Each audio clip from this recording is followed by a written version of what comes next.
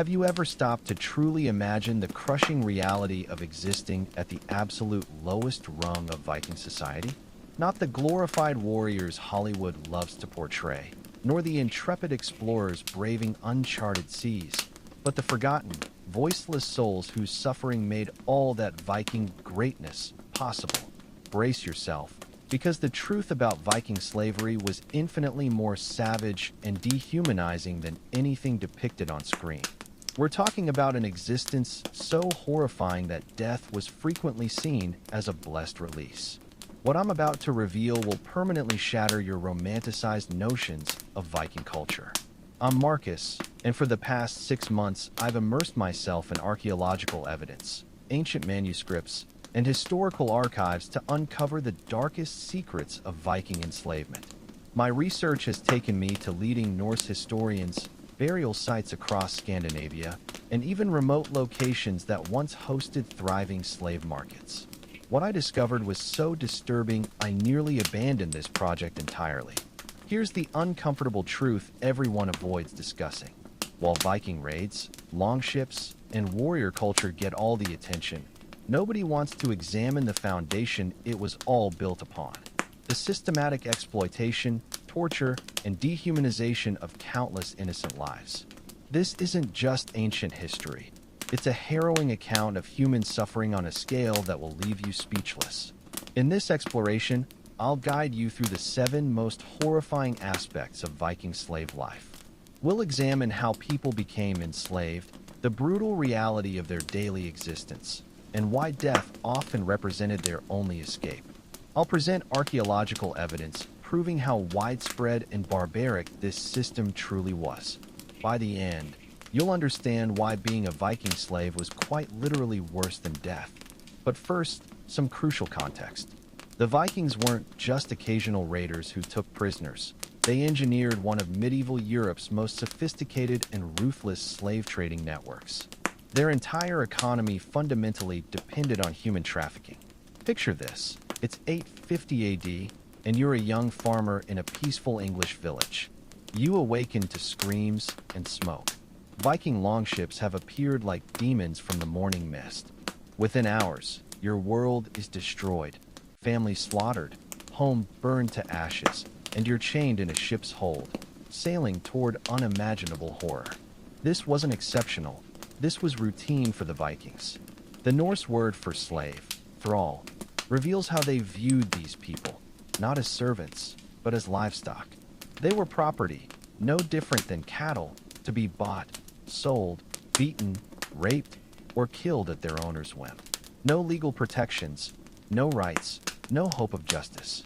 You might think slavery existed everywhere in medieval times, but Viking slavery reached uniquely disturbing depths.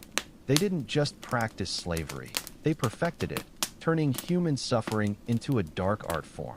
Imagine massive slave markets in cities like Dublin, York, and Kiev, where humans were inspected and traded like livestock. Viking merchants would examine teeth, test muscles, and assess health like evaluating horses. These weren't small operations. Thousands of slaves could change hands in a single market. The Vikings had specific preferences. Young women, for obvious reasons. Children, easier to mold. Strong men, for heavy labor. And what they called exotic slaves, people from distant lands who served as status symbols. Archaeological evidence from sites like Trelleborg in Denmark shows how deeply slavery was woven into Viking society. Slave quarters have been found in virtually every major settlement, cramped, dark spaces unfit for animals. The remains tell stories of malnutrition, disease, and constant abuse. But the horror began long before reaching these destinations. The journey itself was a waking nightmare. Slaves packed like cargo in ship holds, chained together with minimal food/water, forced to wallow in their own filth for weeks. Many never survived the voyage. Those who did arrived broken in body and spirit. Think about that. Ripped from everything you've ever known, forced to watch your family die, then endure weeks of floating hell, uncertain if you'll live to see another day. And this was just the beginning. Upon arrival, slaves were immediately sorted like livestock. Strong men might be sent to mines or construction. Women faced domestic servitude that often included sexual abuse. Children were sometimes adopted, not out of kindness, but to groom perfect slaves who knew no other life. The daily existence of a Viking slave was an unending struggle for survival. Dawn to dusk labor, 7 days a week. A diet of scraps barely sufficient to keep them working. Sleeping on cold floors in rags. Subjected to regular beatings for discipline. But the physical torment was only half the story. The psychological torture was equally devastating. Slaves were deliberately isolated from anyone sharing their language or culture, given new names, forbidden from practicing their religion, and constantly reminded of their worthlessness. The Vikings understood that breaking spirits was as important as breaking bodies. What makes this even more disturbing was how normalized it all was. Owning slaves wasn't just accepted, it was a status symbol. Wealthy Vikings competed over who owned the most slaves or the most exotic specimens. Slaves were wedding gifts, festival prizes, and business transaction currency, treated as objects. Viking law reflected this dehumanization. Compensation for harming someone else's slave was considered property damage, not loss of life. A slave's testimony was worthless in court. They couldn't own property, make contracts, or determine their own fate. Here's something particularly chilling. Vikings practiced slave sacrifices during important ceremonies and funerals. When a wealthy Viking died, slaves were often killed to serve them in the afterlife. But these weren't merciful deaths. Archaeological evidence suggests ritual torture and humiliation preceded the killings. We know this from burial sites containing slave remains, identifiable by signs of violence, poor health, and degrading burial positions. Some were decapitated, others showed evidence of strangulation or blunt force trauma. These weren't warriors dying gloriously. These were innocent people murdered for their captors' entertainment and spiritual beliefs. The scale of this brutality is staggering. Conservative estimates suggest Vikings enslaved hundreds of thousands over centuries. The real number was likely much higher. Entire communities were wiped out, their populations killed or enslaved. The demographic impact on places like Ireland, Scotland, and England was catastrophic. What's truly heartbreaking is that we know virtually none of these victims' names or stories. History remembers Viking kings and warriors, but the countless thousands who suffered and died in slavery remain anonymous. Their stories lost forever. They were erased not just from life, but from memory itself. The Vikings were incredibly efficient at their slave operations, too. They established specialized trade routes, permanent markets, and even designed ships specifically for transporting human cargo. This wasn't haphazard violence. It was an organized, systematic industry built on human misery. Some of the most successful Viking merchants built entire fortunes from slave trading alone. They'd finance raiding expeditions in exchange for percentages of the human spoils, establishing permanent bases along major waterways to facilitate this grim commerce. Cities like Dublin transformed into major slave trading hubs where thousands were bought and sold annually. The psychological impact on Viking society itself is something scholars are just beginning to comprehend. A culture fundamentally rooted in systematic dehumanization inevitably grows increasingly violent and callous overall. The casual brutality Vikings displayed towards slaves bled into how they treated each other and neighboring peoples. But perhaps most disturbing is how victims were blamed for their own suffering. Viking culture propagated the twisted notion that enslavement proved weakness or divine disfavor. If the gods wanted you free, the reasoning went, you wouldn't have been captured in the first place. This warped logic helped Vikings justify the unjustifiable and sleep soundly despite the atrocities they committed. The religious dimensions of Viking slavery add another layer of horror. Many slaves were forced to participate in ceremonies mocking or destroying their native beliefs, made to serve the very gods their captors claimed had abandoned them.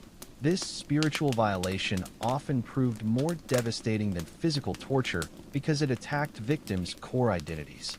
We're barely scratching the surface here. What we've covered so far merely introduces this dark chapter. The daily realities of slave life included specific tortures and humiliations beyond imagining, desperate escape attempts met with brutal reprisals, and the tragic fate of children born into bondage. There are rare but remarkable accounts of those who somehow survived and found freedom. The treatment of children born into Viking slavery represents perhaps the darkest facet of this already horrific system. These innocent souls never knew freedom, never experienced basic human kindness, and were molded from birth to accept their dehumanization as natural. Imagine entering a world where your first breath is drawn in chains, where your mother, if she survived childbirth, was too broken to offer comfort, where your existence was valued solely by your potential usefulness to masters. These children grew up believing pain was normal, hunger inevitable, and constant fear simply how life functioned. They lacked any concept of family bonds, personal identity, or human dignity. These things were systematically stripped away before they could walk. Vikings employed particularly cruel practices like separating slave children from mothers as early as possible. This wasn't just about preventing emotional bonds that might foster rebellion. It was about creating the ideal slave, someone who knew no other existence and therefore never questioned their circumstances.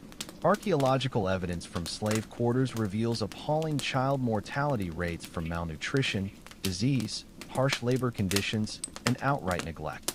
Those who survived endured childhoods of carefully orchestrated psychological destruction designed to produce perfectly compliant human tools. These children were assigned the most dangerous and degrading tasks: cleaning waste, tending animals, performing labor even adult slaves resisted. Routine beatings served not as punishment, but as education. Pain became their teacher, fear their constant companion. What's especially heartbreaking is that some slave children genuinely believed their masters cared for them. Having never experienced real kindness, they interpreted mere survival as something to be grateful for. The psychological manipulation ran so deep that many would defend their masters and even help punish rebellious slaves. Sexual abuse of slave children was widespread and normalized in Viking society. Young boys and girls were routinely exploited by owners and guests alike, with zero protections or consequences.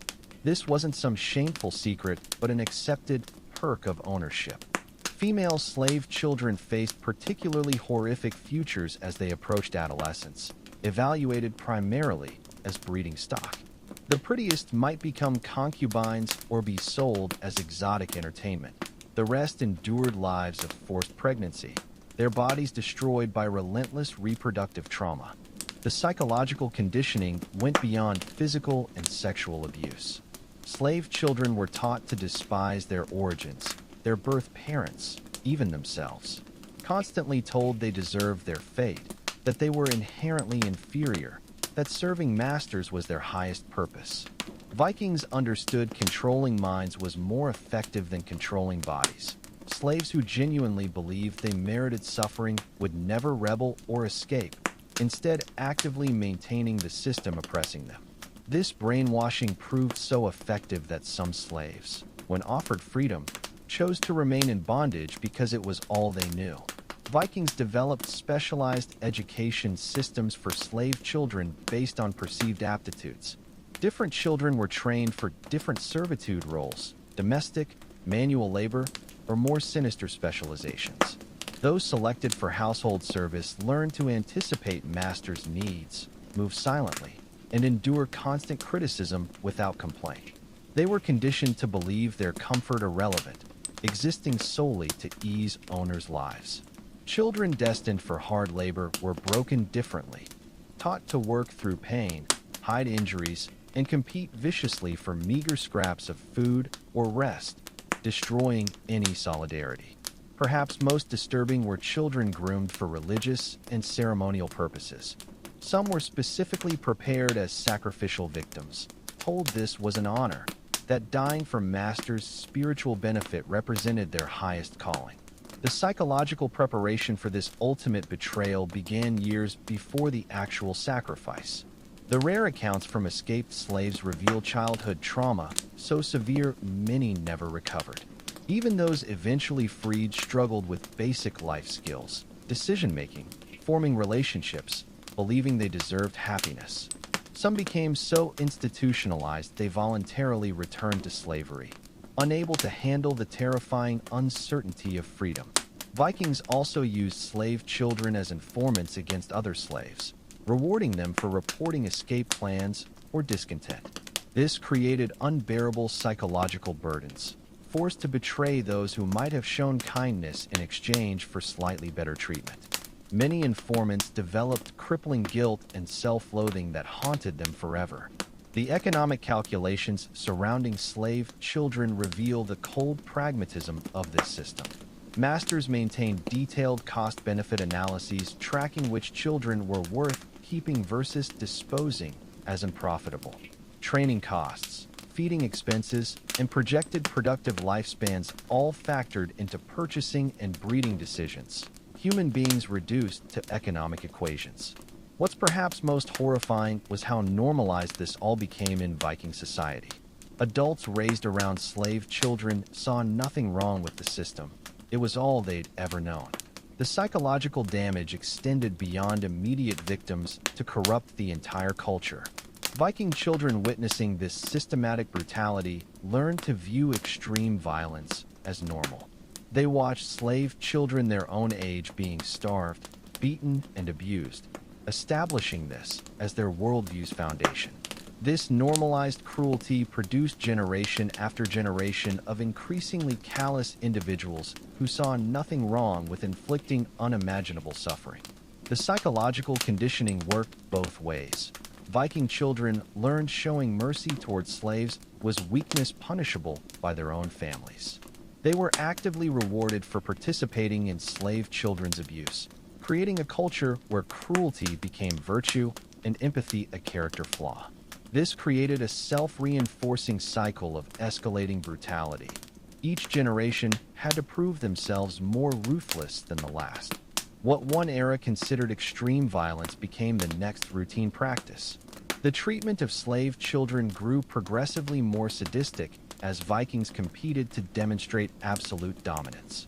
Vikings developed rituals specifically centered around slave children's humiliation and abuse. These weren't private acts of cruelty, but public spectacles reinforcing social hierarchies. During festivals, slave children became entertainment in ways that would shock modern sensibilities, forced to fight to the death for spectators' amusement, subjected to elaborate torture scenarios with crowds betting on survival times. These spectacles served multiple purposes, reinforcing slaves' subhuman status, providing diversion for free populations, and warning other slaves against resistance. Watching peers being tortured and killed taught children exactly what defiance would cost them. Vikings also used slave children as test subjects for new weapons and torture methods. Masters experimented with different pain infliction techniques to determine what best maintained control. Children were ideal test subjects, completely helpless, and their deaths represented minimal economic loss. These weren't random sadistic acts, but systematic research projects to improve slave control efficiency. Vikings approached torture with the same precision they applied to shipbuilding or navigation, constantly refining methods to maximize suffering while minimizing fatalities that might impact profits. The Vikings' medical experiments on slave children yielded disturbing expertise about human endurance thresholds. Their priests wove elaborate theological justifications, preaching that the gods themselves demanded such suffering, positioning cruelty as divine mandate rather than barbarism. What began as pragmatic slave management evolved into ritualized child sacrifice, with selected victims undergoing months of psychological preparation to embrace their deaths as sacred honor. Archaeological excavations at religious sites reveal implements specifically designed for prolonged child torture, blades for gradual dismemberment, restraints for live burnings, weights for ritual drownings. Most chilling is the clinical precision evident in these findings, not the spontaneous violence of savages, but the calculated methodology of systematized horror. Contemporary accounts describe ceremonies where specially trained priests extended victims' suffering for days while maintaining vital signs. Their techniques anticipating modern understandings of pain thresholds and physiological limits. This institutionalized brutality created self-perpetuating cycles of societal violence. Communities practicing regular child sacrifice developed distinctive cultural pathologies, increased domestic violence, intergenerational trauma, and collective desensitization reflected in their art and legal systems.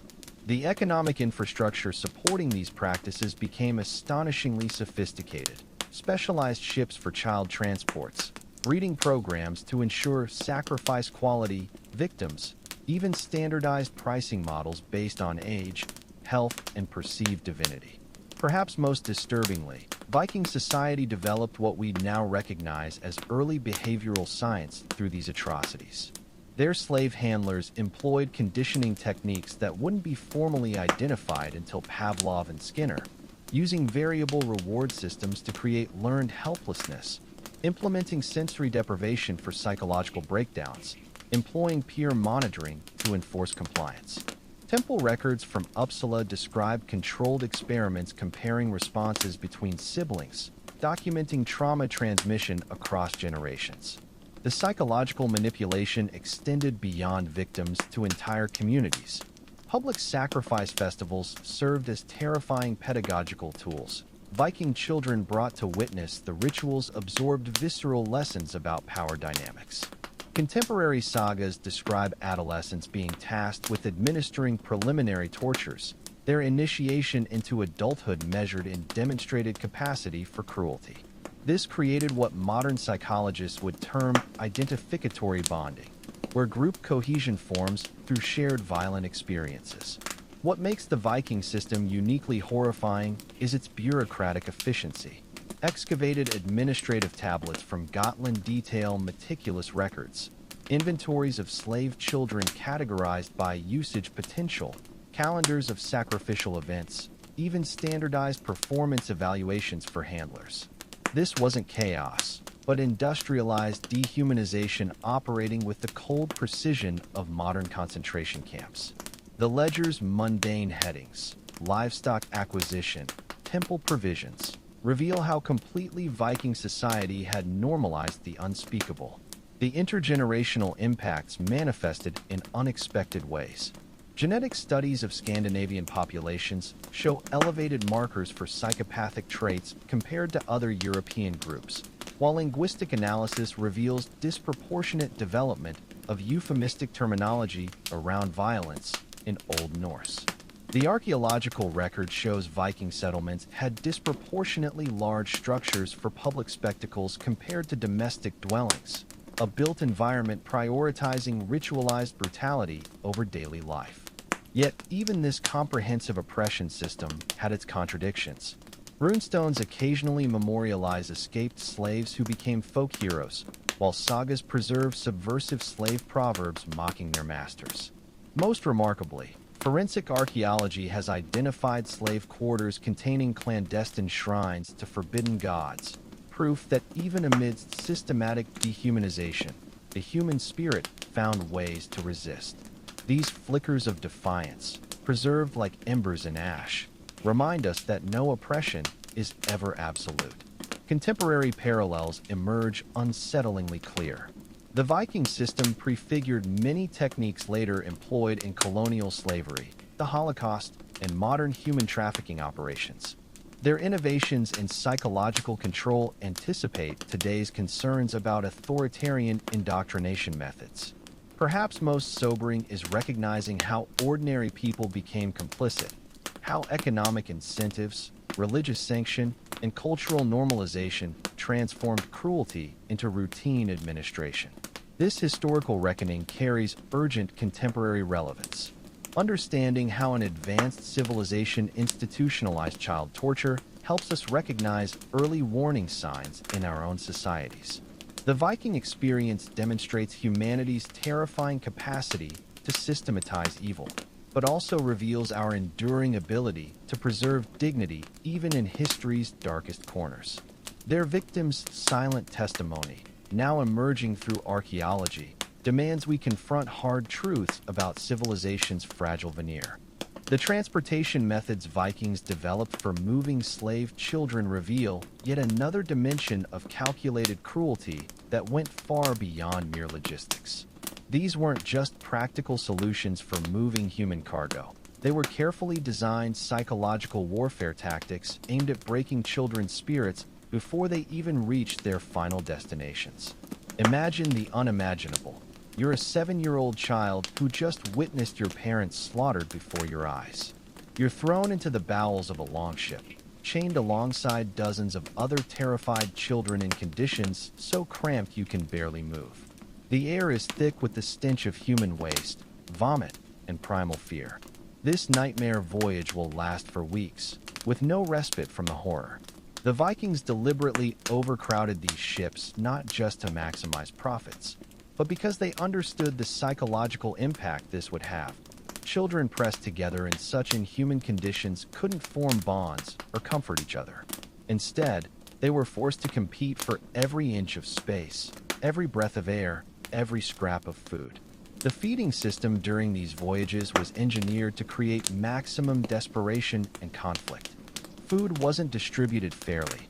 It was thrown into the hold like slop to pigs, forcing children to fight like animals for survival.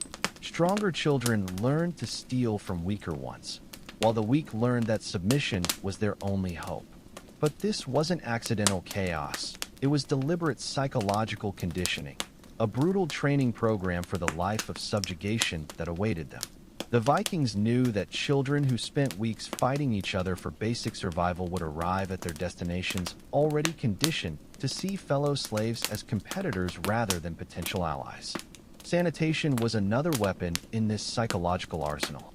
Children were given no facilities whatsoever. They were forced to relieve themselves where they lay, creating conditions that were not just physically unbearable, but psychologically devastating for children raised with normal concepts of dignity. The Vikings understood that forcing children to live in their own filth would systematically destroy their sense of self-worth, making them easier to control upon arrival. After weeks of such treatment, many children arrived believing they were indeed the filthy, worthless creatures their captors claimed them to be. Medical care during transport followed the same calculated cruelty. Injuries or illnesses were treated only when they threatened the child's economic value.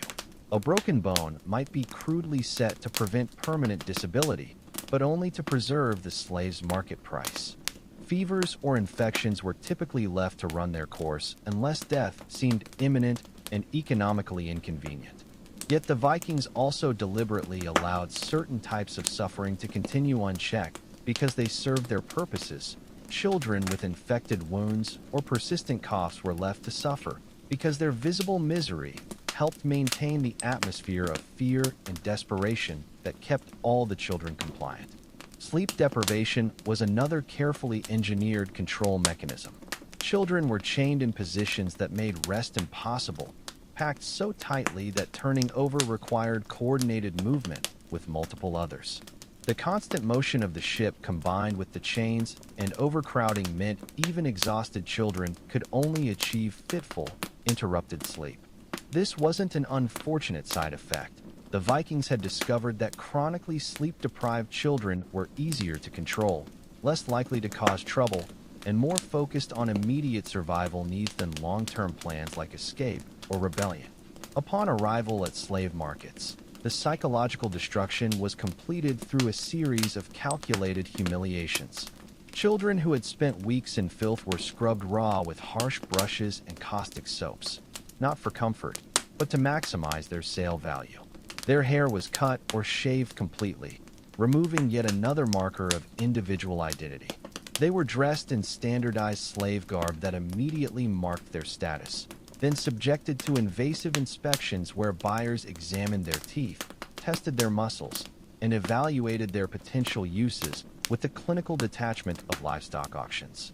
For girls approaching puberty, these inspections included particularly degrading sexual assessments conducted publicly and without restraint. Boys were evaluated for labor potential, but also subjected to humiliating examinations of their own. The entire process was designed to reinforce one unshakable truth.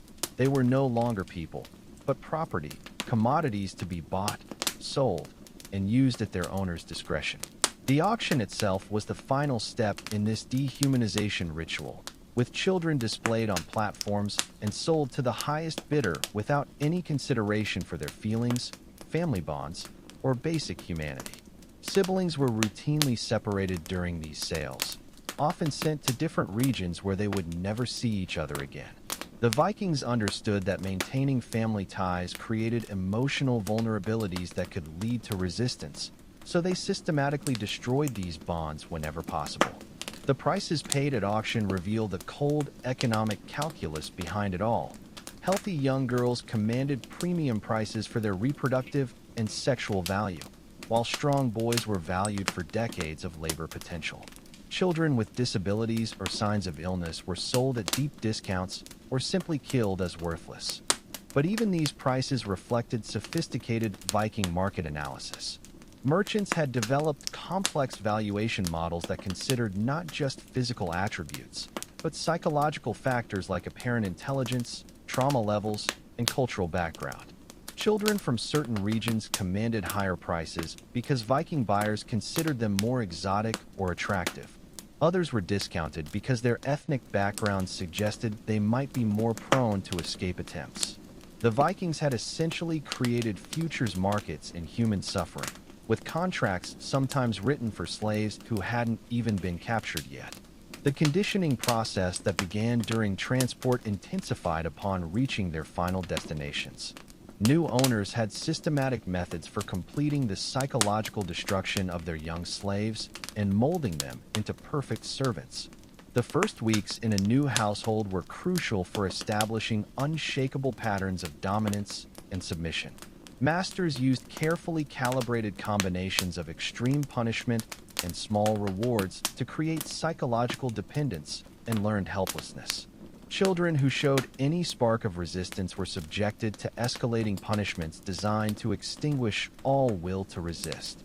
These weren't just beatings. They were sophisticated psychological operations that attacked the child's fundamental sense of self. One particularly effective technique was forcing children to participate in punishing other slaves, including other children. A child might be made to hold the whip during a flogging, or to report on others' behavior in exchange for slightly better treatment.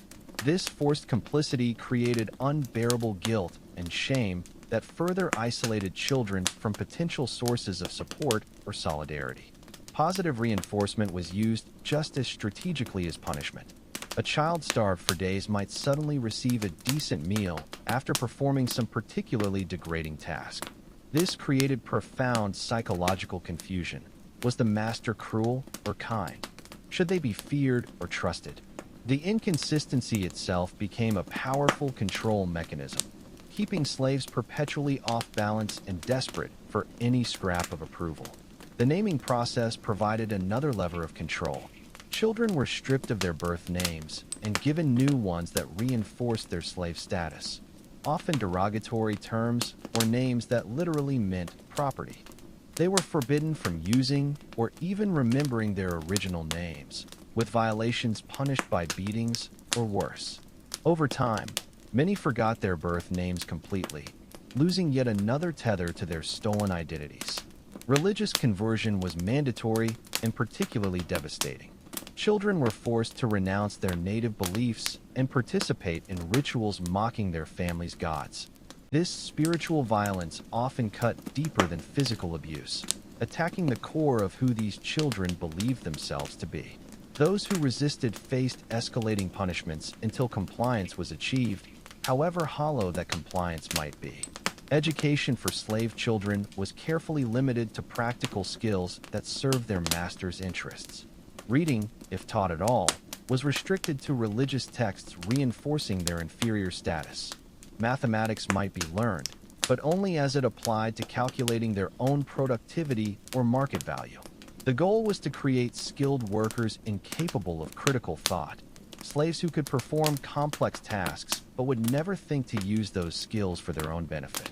Perhaps most disturbing was the specialized training some children received. Those selected for domestic service were conditioned to anticipate their master's every need while ignoring their own discomfort. Future laborers were broken to work through pain and hide injuries. The most tragic were children groomed for religious sacrifice, conditioned over months or years to believe their ritual murder was an honor to be embraced. Archaeological evidence shows many went willingly to their deaths, so complete was their psychological destruction.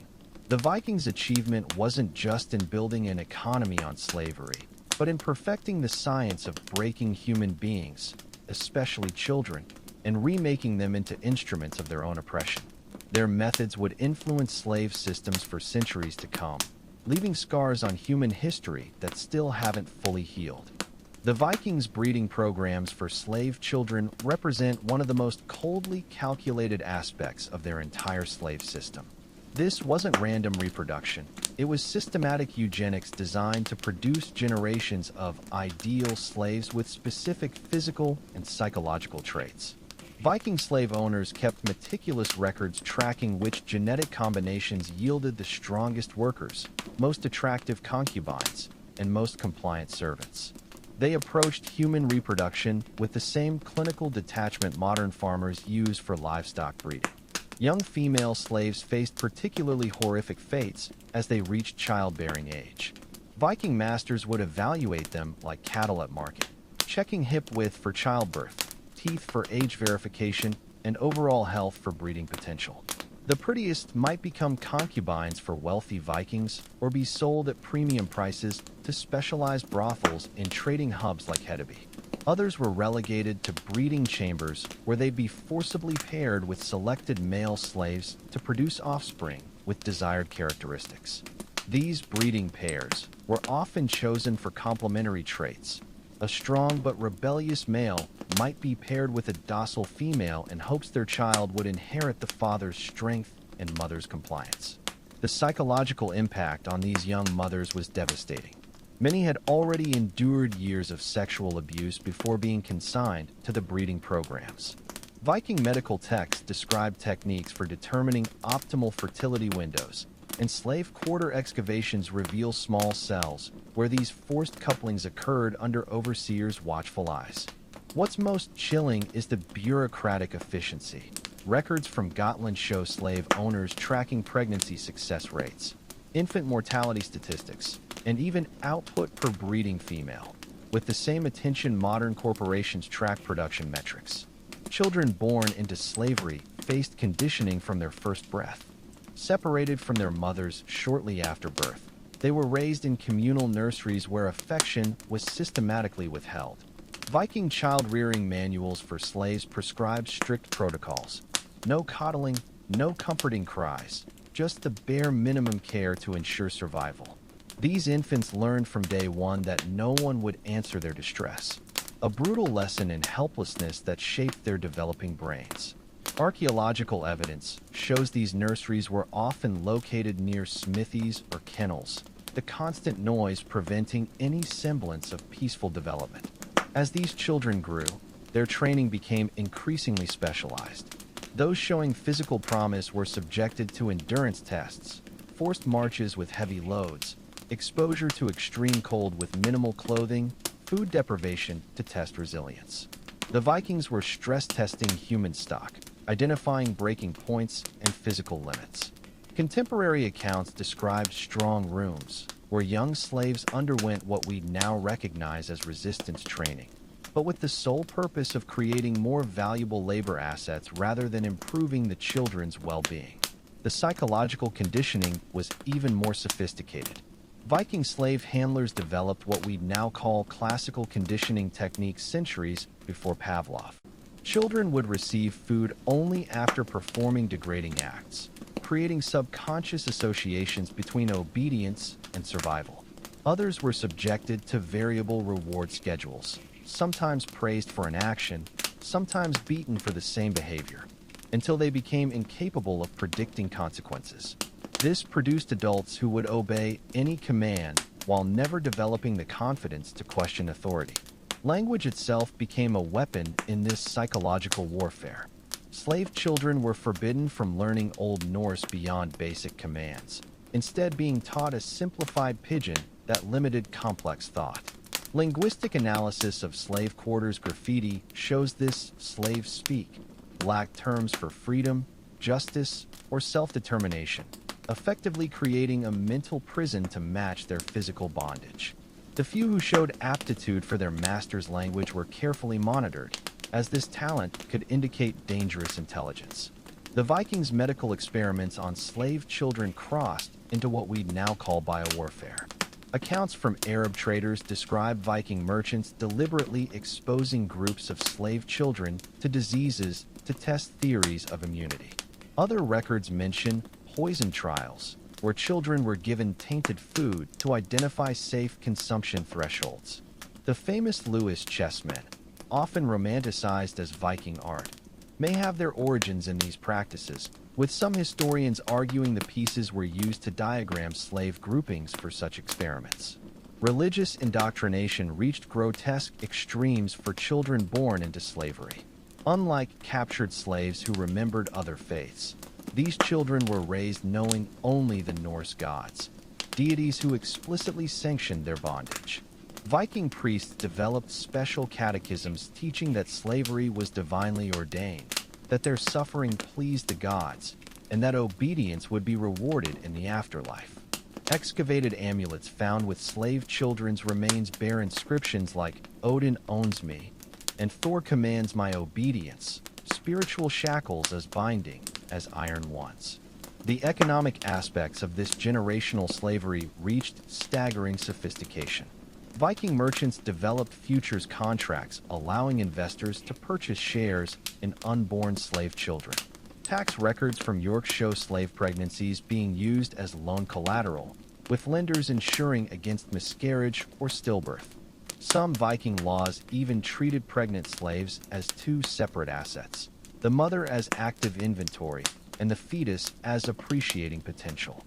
As these slave children reached adolescence, their fates diverged based on rigorous evaluations.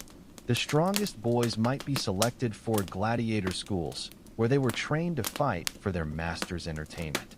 Contemporary descriptions of these academies mention forced doping with hallucinogenic mushrooms to increase aggression, and controlled starvation to ensure desperation in the arena. The few who survived years in these programs often became prized bodyguards, their loyalty paradoxically ensured by the very traumas inflicted upon them. Girls showing particular beauty faced their own specialized hell.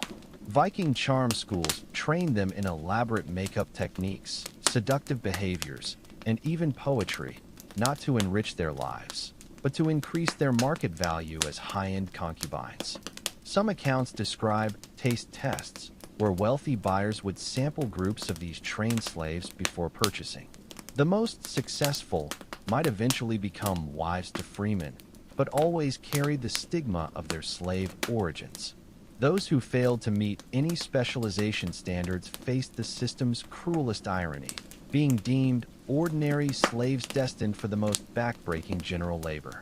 Viking law codes actually prescribed worse treatment for these unremarkable slaves than for specialized ones. The logic being that without valuable skills, their only purpose was to serve as deterrent examples through their suffering. The generational nature of this system created self-perpetuating cycles of trauma. Slave children raised without love became adults incapable of showing love to their own children, even when those children were born free. Archaeological evidence shows even manumitted slaves often replicated the abusive patterns they'd experienced, creating intergenerational trauma cycles that persisted for centuries after slavery's official end. Modern DNA analysis reveals the staggering scale of Viking eugenics programs. Genetic markers show certain physical traits were deliberately concentrated in slave populations: extreme height for laborers, particular facial features for concubines. Some bloodlines show up to 10 generations of selective breeding, creating what were essentially human cultivars as standardized as any agricultural product. Yet even this comprehensive system couldn't extinguish all sparks of resistance. Runestones occasionally memorialize slave revolts led by those born into bondage. More poignantly, Archaeologists have uncovered hidden memory caches, small holes in slave quarter walls containing keepsakes like carved dolls or foreign coins, evidence that some children secretly preserve connections to heritage they'd never known. These fragile acts of defiance, buried but not forgotten, testify to the indomitable human spirit even in history's darkest chapters. The Vikings' psychological warfare against slave children reached its most sophisticated form in what we might call the illusion of choice, a series of manipulative techniques designed to make victims believe they were exercising free will even as they obeyed every command. This wasn't just physical domination, it was the complete colonization of young minds, turning slavery from an imposed condition into an internalized identity. Imagine a 12-year-old slave girl being presented with options by her master.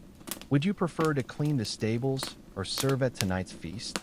Both choices were terrible, one involving back-breaking labor with animals, the other likely sexual abuse from drunken warriors. But the mere presentation as a choice created the illusion of autonomy. After weeks of such decisions, many children began interpreting their enslavement as a series of self-directed actions rather than imposed suffering.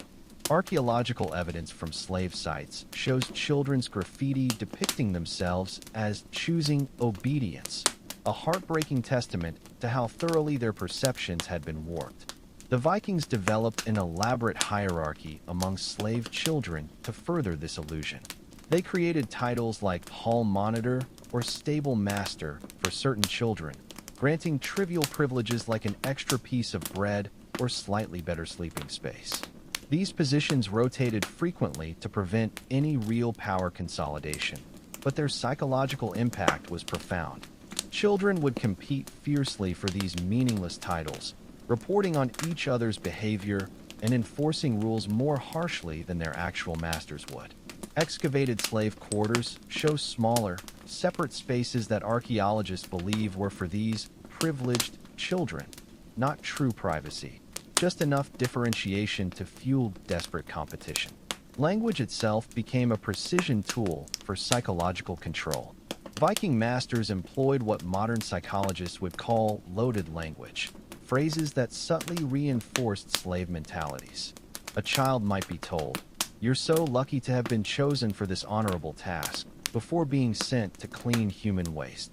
Over time, this warped linguistic environment reshaped how children processed reality. Linguistic analysis of slave writings, mostly carved on wood or bone fragments, shows a startling absence of first-person pronouns. They literally stopped thinking of themselves as autonomous beings. The religious indoctrination took particularly sinister forms for children born into slavery. Unlike captured slaves who remembered other faiths, these children were raised on specially crafted Norse mythology that positioned slavery as divinely ordained. Viking priests created an entire parallel pantheon of slave gods, lesser deities who supposedly watched over the enslaved. Children were taught prayers like, "Mighty Thralarar, help me bear my burdens with quiet dignity, and gentle Frey of the shackles, soften my master's heart today." This spiritual manipulation proved devastatingly effective. Many slaves continued worshiping these fabricated deities even after gaining freedom, unable to conceive of a god that valued their autonomy. The Vikings' understanding of developmental psychology was shockingly advanced for their time. They recognized that different ages required different conditioning approaches. Toddlers were subjected to attachment disruption therapy, being randomly switched between caretakers to prevent stable emotional bonds. Preteens underwent consequence training, where identical behaviors might bring lavish rewards one day and brutal punishment the next, creating profound confusion. Adolescents faced identity erosion, systematic attacks on any developing sense of self through constant criticism and ever-shifting expectations. One particularly insidious technique involved reward inversion. A slave child might be given a beautiful comb for good behavior, only to have their hair shaved off the next day, or presented with fine clothes that were immediately taken away for safekeeping. This created cognitive dissonance that made children distrust even positive experiences, leaving them perpetually off balance. Archaeological finds include numerous such gifts carefully stored in slave quarters, untouched because recipients feared the inevitable reversal. The Vikings also perfected what modern interrogators would call the uncertainty principle. Slave children were kept in constant suspense about basic facts of their existence. One day they might be told their parents had been noble warriors who died honorably. The next day that they were cowards who sold their child for silver. Birth dates were changed arbitrarily, names adjusted on whims, personal histories rewritten. This systematic assault on memory and identity left many slaves unable to answer even basic questions about themselves, a psychological void their masters eagerly filled with narratives of submission. Physical spaces were engineered to reinforce this psychological control. Slave quarters were designed with irregular ceilings just high enough to prevent comfortable standing, but too low for proper sitting, keeping occupants in perpetual physical discomfort. Doorways were deliberately narrow, forcing slaves to enter rooms sideways in a posture of submission. Even the famous Viking longhouses had separate slave corridors, cramped passageways where servants moved like ghosts behind wall panels, physically present, yet institutionally invisible. The mealtime rituals contained their own psychological warfare. Slave children weren't given individual bowls, but made to eat from communal troughs, forcing physical closeness that bred tension rather than camaraderie. Food was often deliberately oversalted to increase thirst, then water rationed, creating constant low-level discomfort. Archaeologists have found higher rates of dental problems in slave remains, likely from this intentional dietary imbalance. Perhaps most disturbingly, the Vikings developed early forms of what we'd now call gaslighting.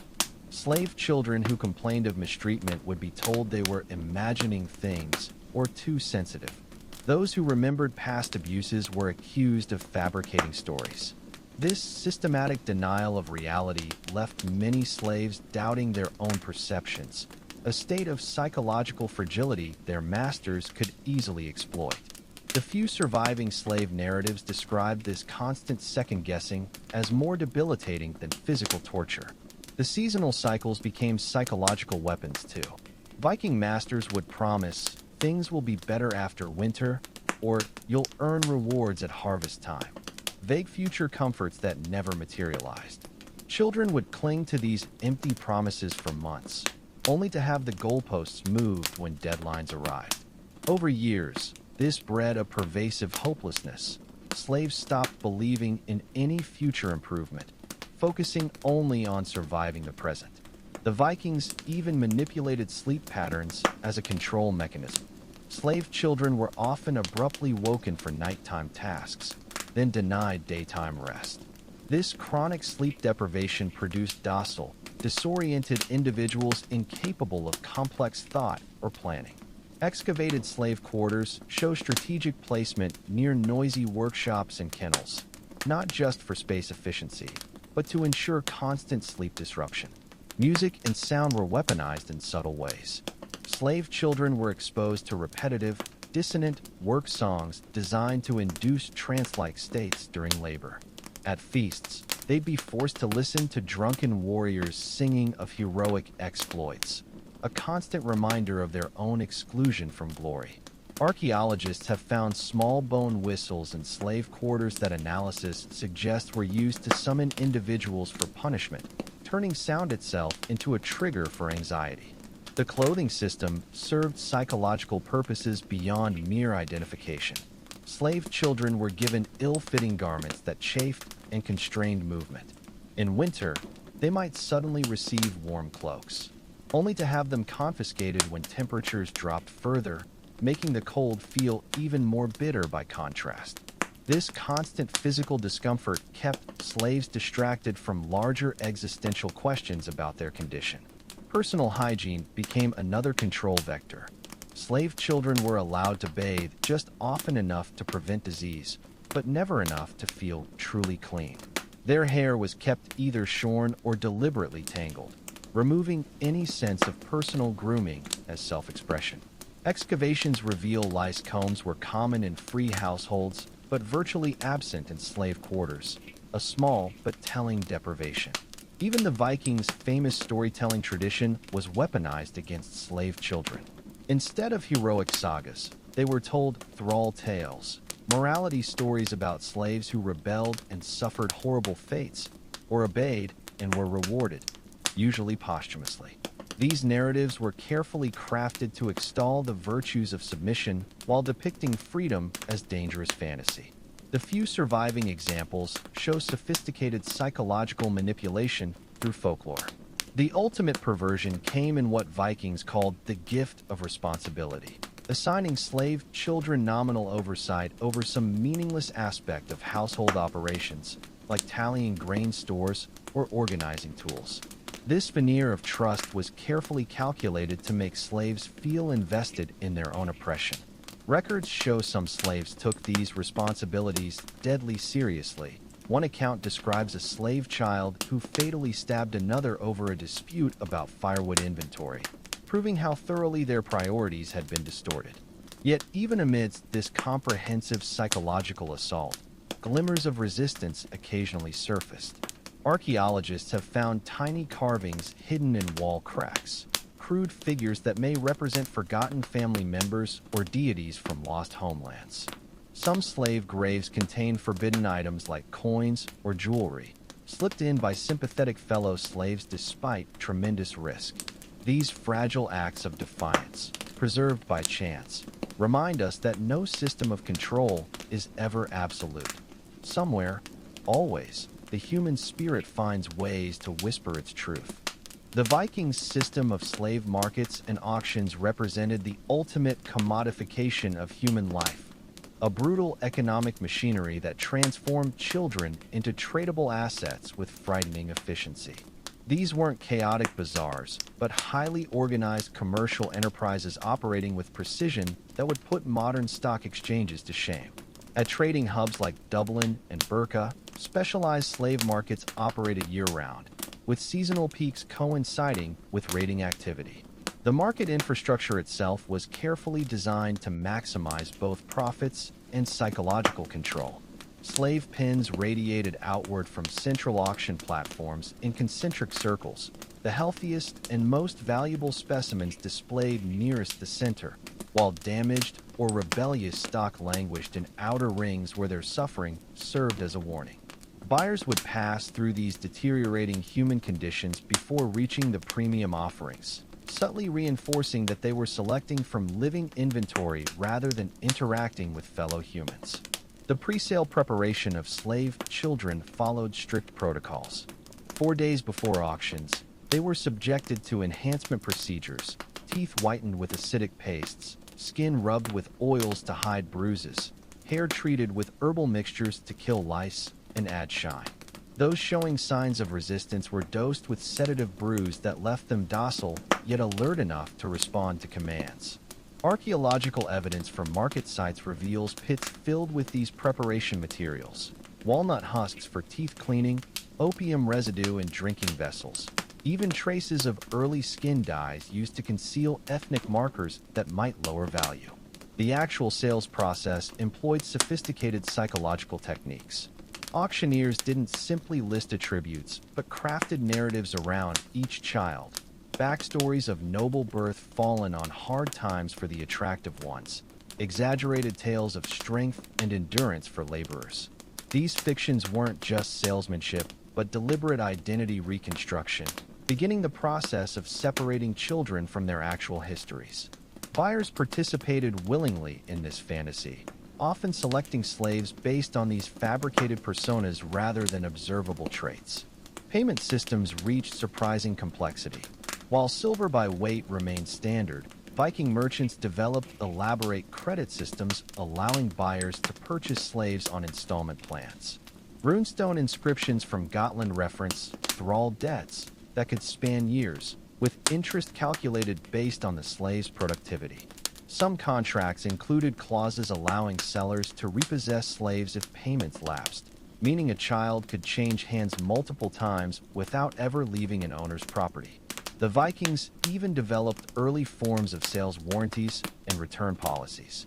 Buyers dissatisfied with their purchases could return slaves within specified periods for partial refunds, provided they could demonstrate the defects weren't from mistreatment. Law codes detail acceptable reasons for returns, including undisclosed illnesses, hidden injuries, and spiritual deficiencies, like refusal to convert religions. This commercial framework lent an air of legitimacy to what was essentially trafficking in human suffering. Transportation after sale followed equally systematized protocols. New owners received detailed care instructions for their purchases, feeding schedules, recommended workloads, even suggested punishment methods. These manuals weren't about humane treatment, but maintaining asset value, with warnings like, "Do not whip across the face as this may damage eyesight and reduce productivity." Excavated examples show meticulous attention to preserving slave health just enough to ensure maximum work output. The Vikings developed specialized insurance products to protect their human investments. Ship captains could purchase policies covering slave deaths during transport, with premiums calculated based on age, health, and voyage length. Traders insured against groups of slaves rebelling or drowning themselves, a frequent enough occurrence that actuaries developed precise risk tables. Some policies even covered loss of value from escaped slaves who were recovered but had become spiritually contaminated by their taste of freedom. Market regulation reached surprising sophistication. Official thrall inspectors certified slaves' ages and health conditions, while laws prohibited obvious fraud like dyeing gray hair to appear younger. These measures weren't motivated by ethics, but market efficiency. Vikings understood that buyer confidence required some standardization. Records from the Hedeby market show disputes over misrepresented slaves being settled through formal arbitration, with penalties ranging from compensation payments to public floggings of dishonest sellers. The economic impact of this slave trading transformed Scandinavian society. Coastal villages that had once relied on fishing reinvented themselves as processing centers, where newly captured slaves were broken in before market. Metal workers who formerly crafted farming tools shifted to producing shackles and collars. Even Viking agriculture changed, with farms concentrating on crops that could feed slave populations cheaply, mostly porridge grains and hardy root vegetables that left workers perpetually malnourished but functional. The accounting practices developed for slave trading influenced broader Viking commerce. The same detailed record-keeping used to track slave productivity was later applied to other enterprises, contributing to Scandinavia's reputation for meticulous bookkeeping. Some historians argue Viking slave accounting represents Europe's earliest use of double-entry systems, with debits and credits carefully balanced across human lives. The psychological impact on buyers was equally significant. Viking sagas describe warriors who began seeing all social relationships through the lens of ownership after their first slave purchase. The act of participating in these markets changed how Vikings viewed humanity itself, not as a spectrum of individuals, but as categories of usable and disposable beings.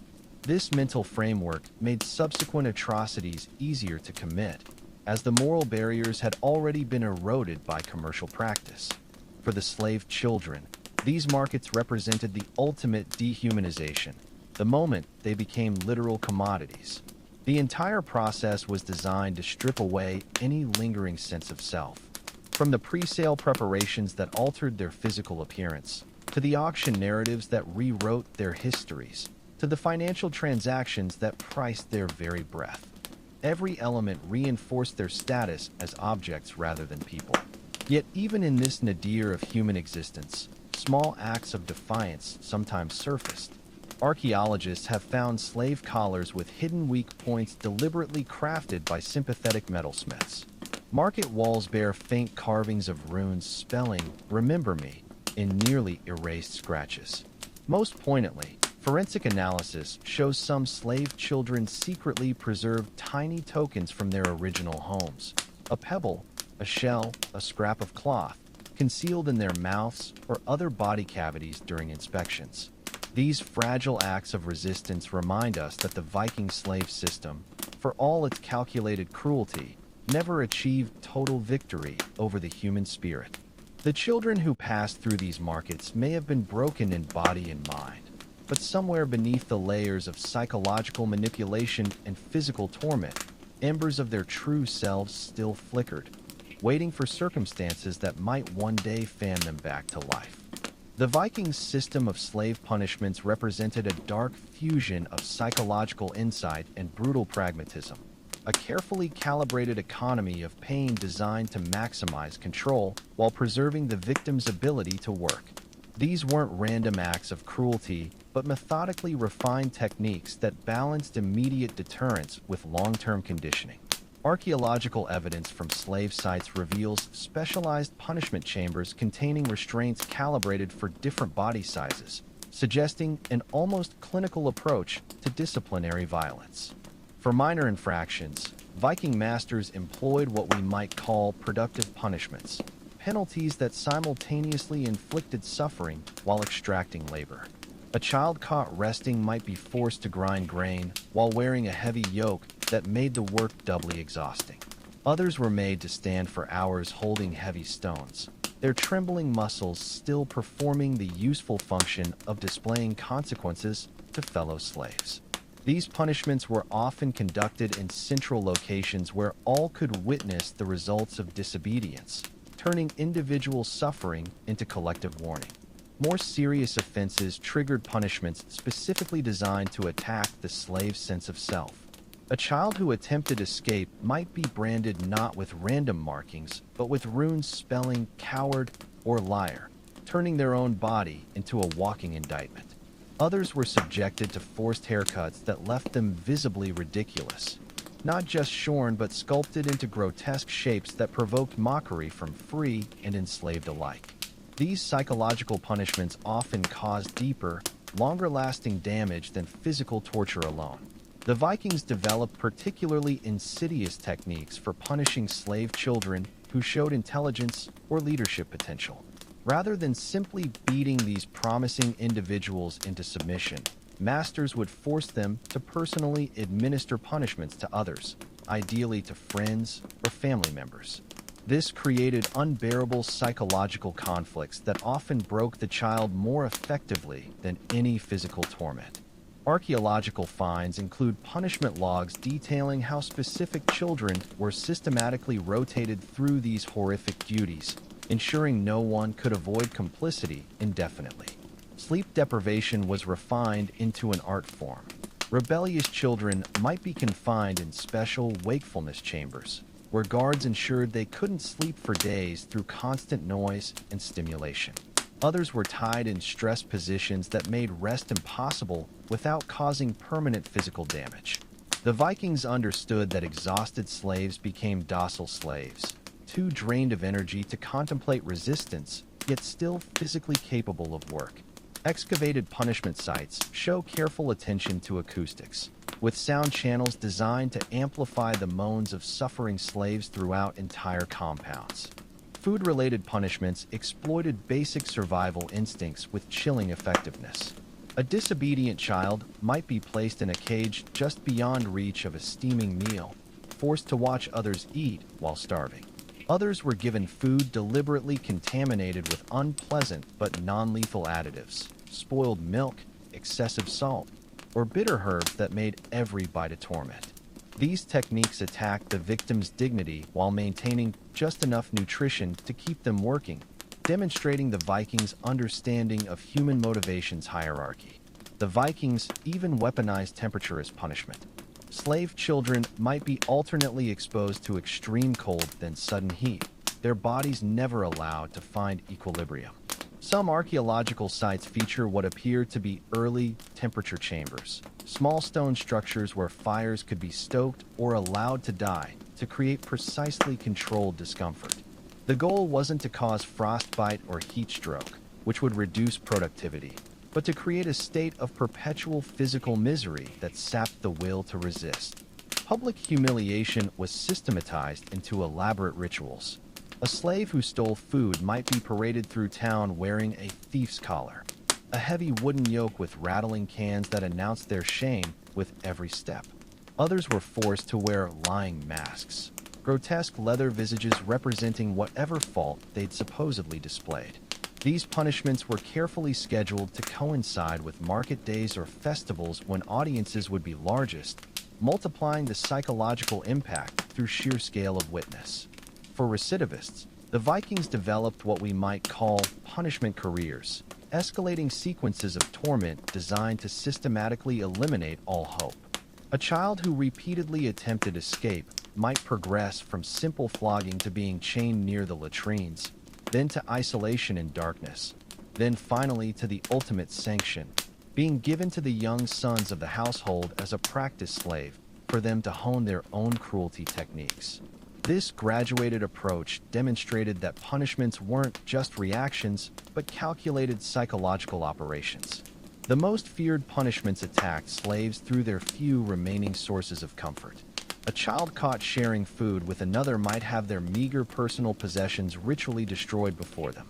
Others were forced to watch as masters deliberately befouled their sleeping areas or destroyed small treasures they'd managed to accumulate. These attacks on the last fragile anchors of identity often proved more devastating than physical violence, leaving victims with nothing to cling to beyond bare survival. Religious punishments crossed into particularly dark territory. Slaves who clung to their native faiths might be forced to participate in blasphemous parodies of sacred rituals. Children were made to curse their own gods or spit on representations of their family's deities. The psychological impact of these spiritual violations left many slaves feeling not just physically broken, but spiritually orphaned, cut off from any sense of transcendent meaning that might have sustained their will to resist. Yet, even within this comprehensive punishment regime, the Vikings demonstrated their characteristic pragmatism. Records show masters carefully tracking which punishments yielded the best long-term compliance with the least physical damage. They developed early forms of behavior modification charts, noting how individual slaves responded to different techniques. Some households even maintained punishment histories that followed slaves through multiple owners, creating institutional memory about what methods worked best for specific personalities. The ultimate punishment, execution, was conducted with the same calculated theatricality.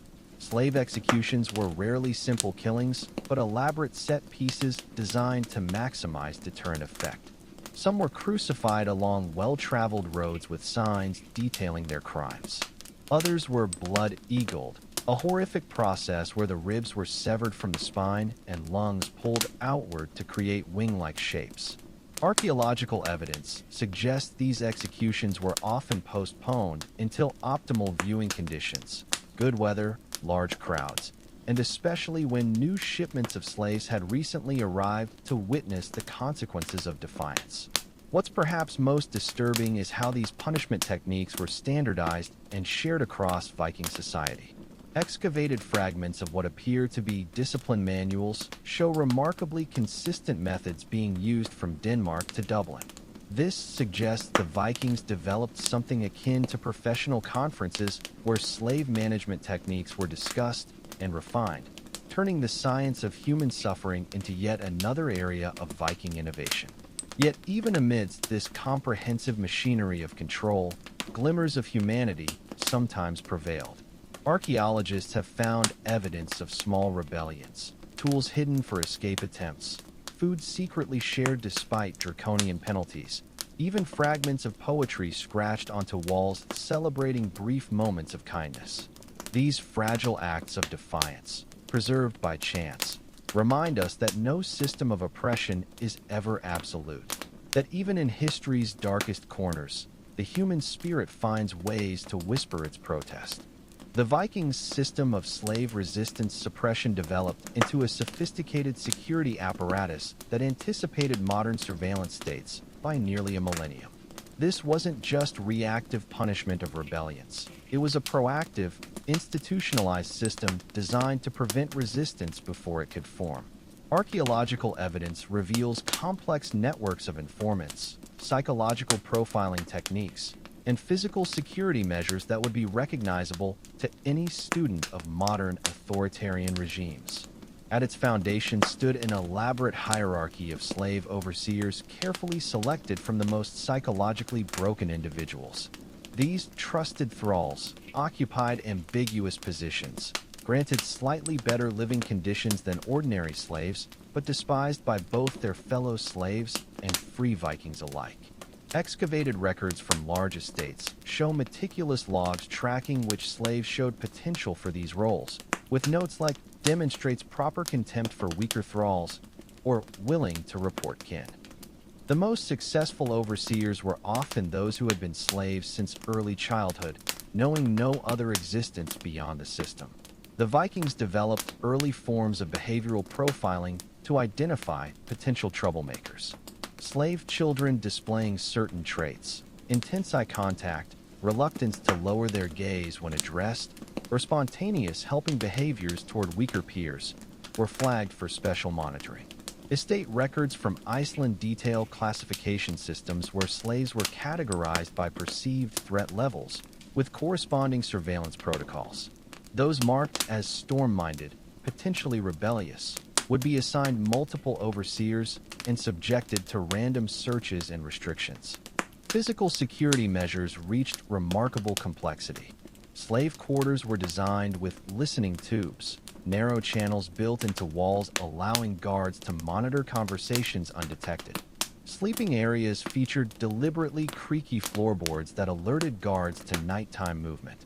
Some larger estates even had primitive cell systems, where high-risk slaves were rotated between different sleeping locations to prevent familiarity with any single environment that might facilitate escape planning. The Vikings implemented what we now call predictive policing in slave management. Rather than waiting for rebellions to occur, they analyzed patterns to anticipate unrest.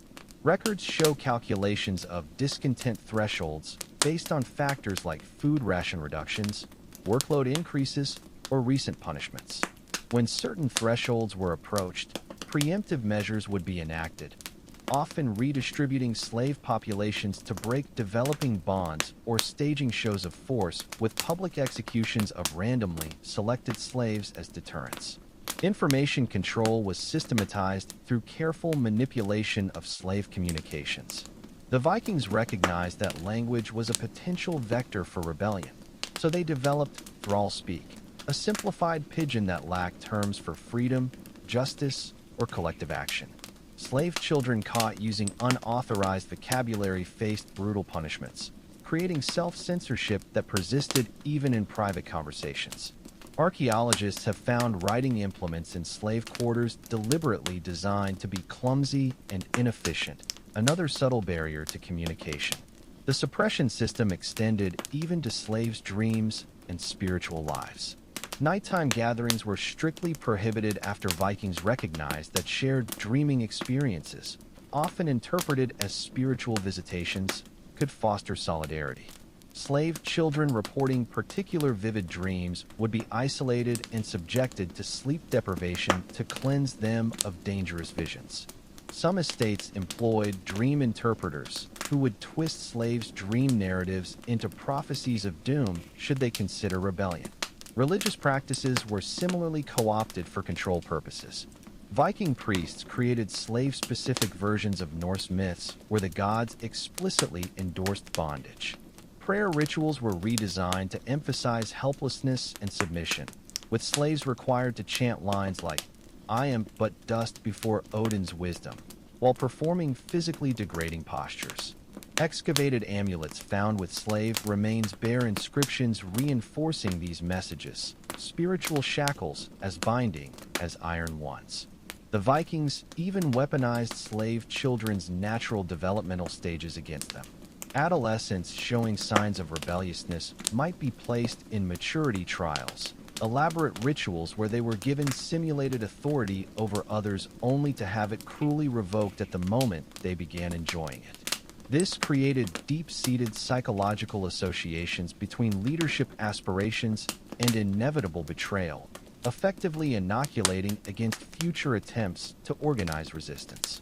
Food distribution became another control mechanism. Rather than providing individual rations, slaves were often fed from communal pots in ways that forced them to compete. Portion sizes varied unpredictably, creating constant anxiety about basic survival needs that overshadowed higher-order concerns like freedom. Archaeological evidence shows slave dining areas deliberately designed without seating. Meals had to be eaten standing, reinforcing that even this basic human need was a privilege rather than a right. The suppression system extended beyond active slaves to include those who had gained freedom. Manumitted slaves were required to carry special identification and faced restrictions on travel and association. Most tragically, they were often pressed into service as slave catchers, their hard-won freedom contingent upon helping maintain the system that had oppressed them. This created a perpetual underclass of collaborators whose survival depended on the continued enslavement of others.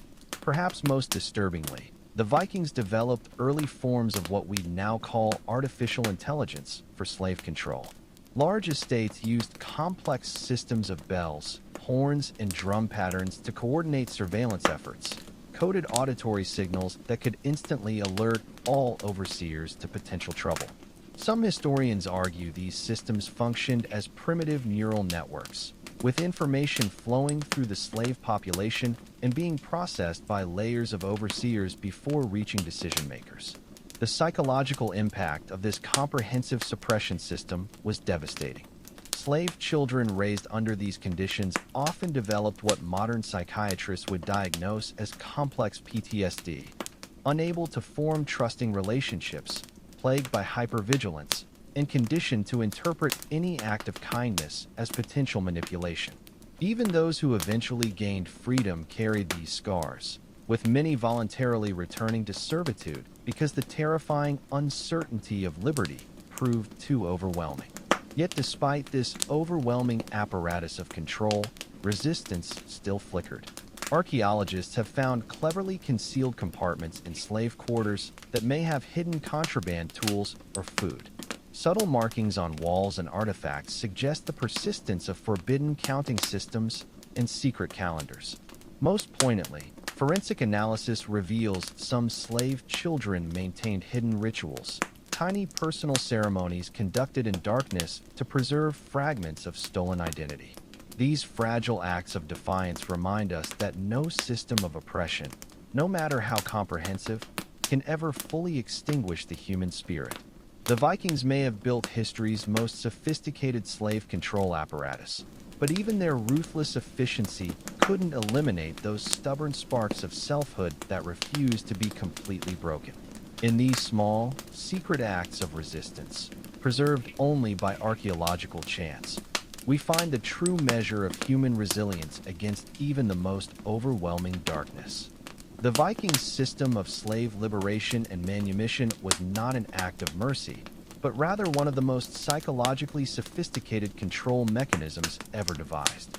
Far from representing genuine freedom, the process was carefully engineered to create a perpetual underclass of indebted servants while maintaining the broader slave system's integrity. Archaeological evidence reveals how these supposedly freed individuals remained trapped in webs of obligation, surveillance, and psychological bondage that often made their nominal liberty more torment than blessing. The path to manumission was deliberately designed to be both arduous and humiliating. Slave children who showed particular promise might be offered freedom contracts requiring decades of flawless service. These agreements weren't written on perishable parchment, but carved into ruined stones displayed prominently on the owner's property, permanent reminders of the debt owed. Excavated examples show clauses requiring freed slaves to remain within certain geographic areas, marry only approved partners, and even name their firstborn children after their former masters. This wasn't liberation, but bondage by other means. The financial terms of manumission created impossible burdens. Most freed slaves were required to pay their purchase price plus interest, sums deliberately set beyond realistic earning capacity. Records show many freed children worked essentially the same jobs under the same masters, only now with the added pressure of crushing debt. Some contracts included productivity clauses requiring additional payments if work output dipped below certain levels.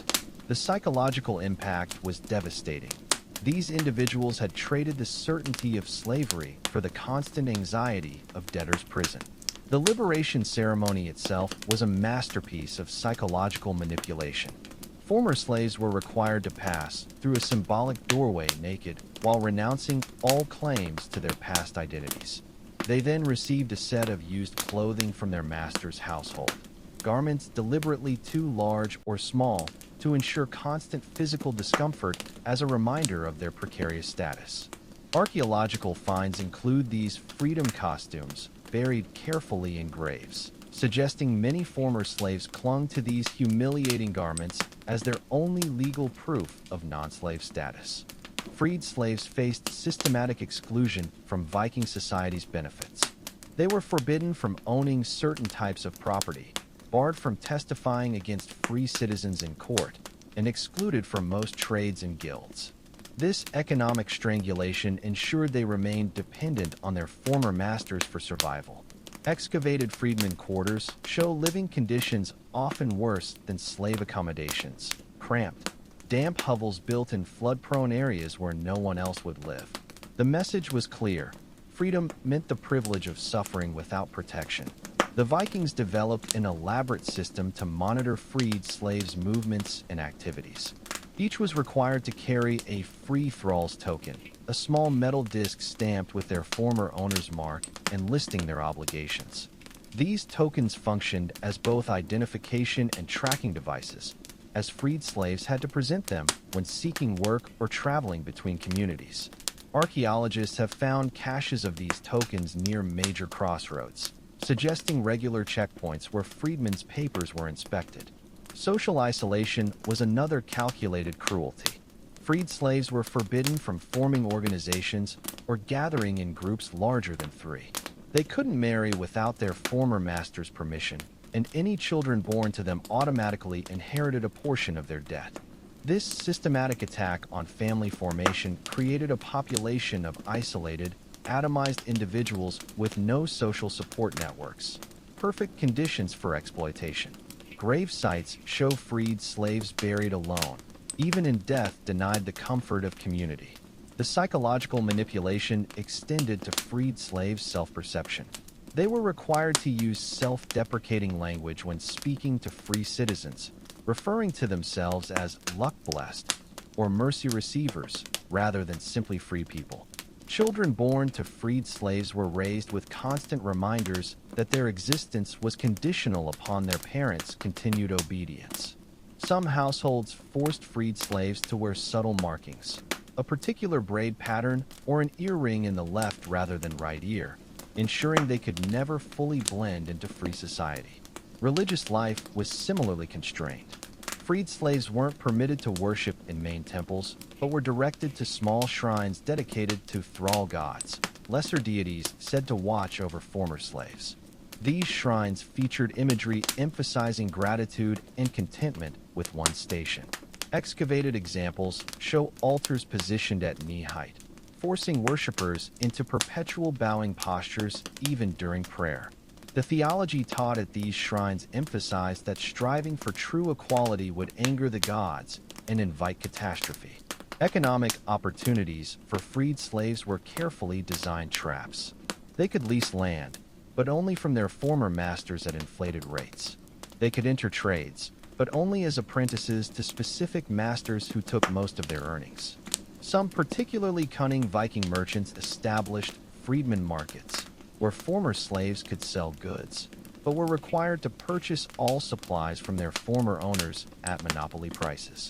This created an illusion of economic participation while systematically extracting any actual wealth. The legal system offered no protection.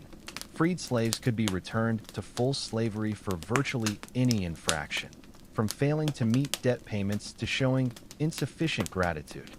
Records show some were re-enslaved for offenses as trivial as looking a free citizen in the eyes too long or being accused of humming a tune that resembled a slave work song. This constant threat hanging over freed slaves ensured their behavior remained carefully calibrated to avoid giving offense. Perhaps most insidiously, the Vikings turned manumission into a spectator sport. Potential liberations were announced at public gatherings. where crowds would cheer or jeer based on the slaves' demonstrated worthiness. Some ceremonies involved humiliating tests, eating disgusting foods, enduring public ridicule, or even competing in brutal physical contests against other hopefuls. These spectacles served to remind the entire slave population that even the possibility of freedom came at the price of utter debasement.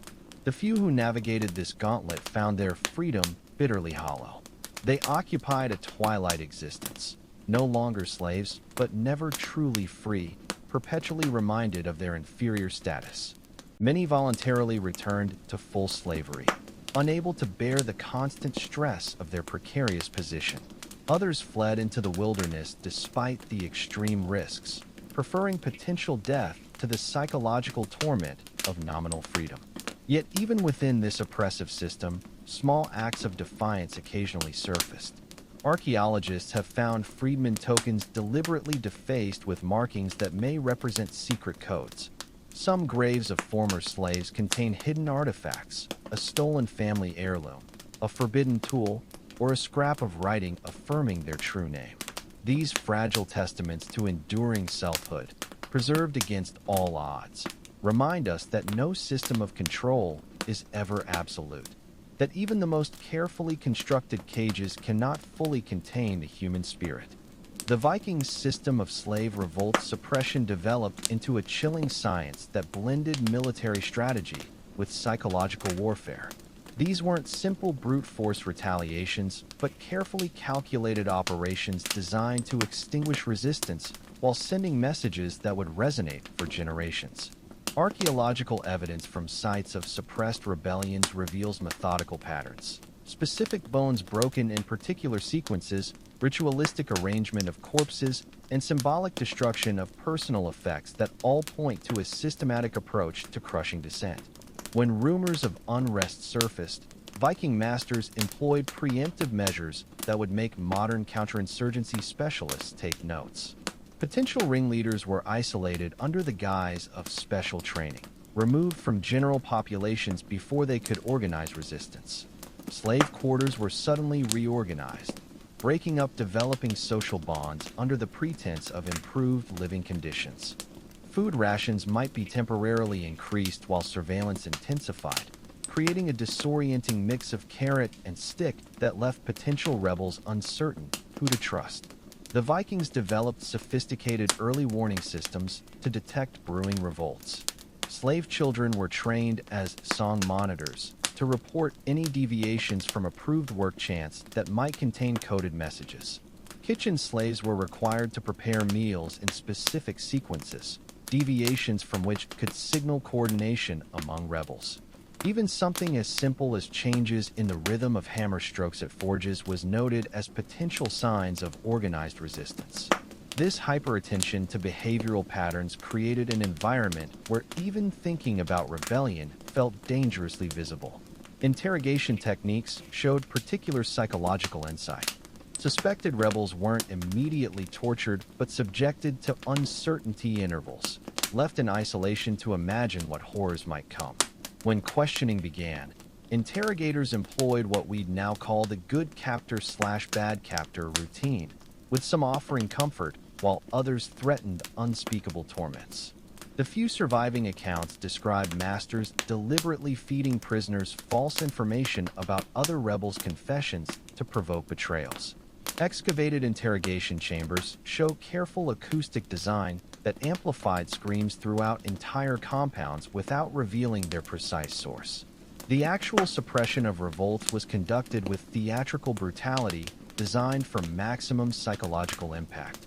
Rebel leaders weren't simply executed, but subjected to elaborately staged public deaths that could last for days.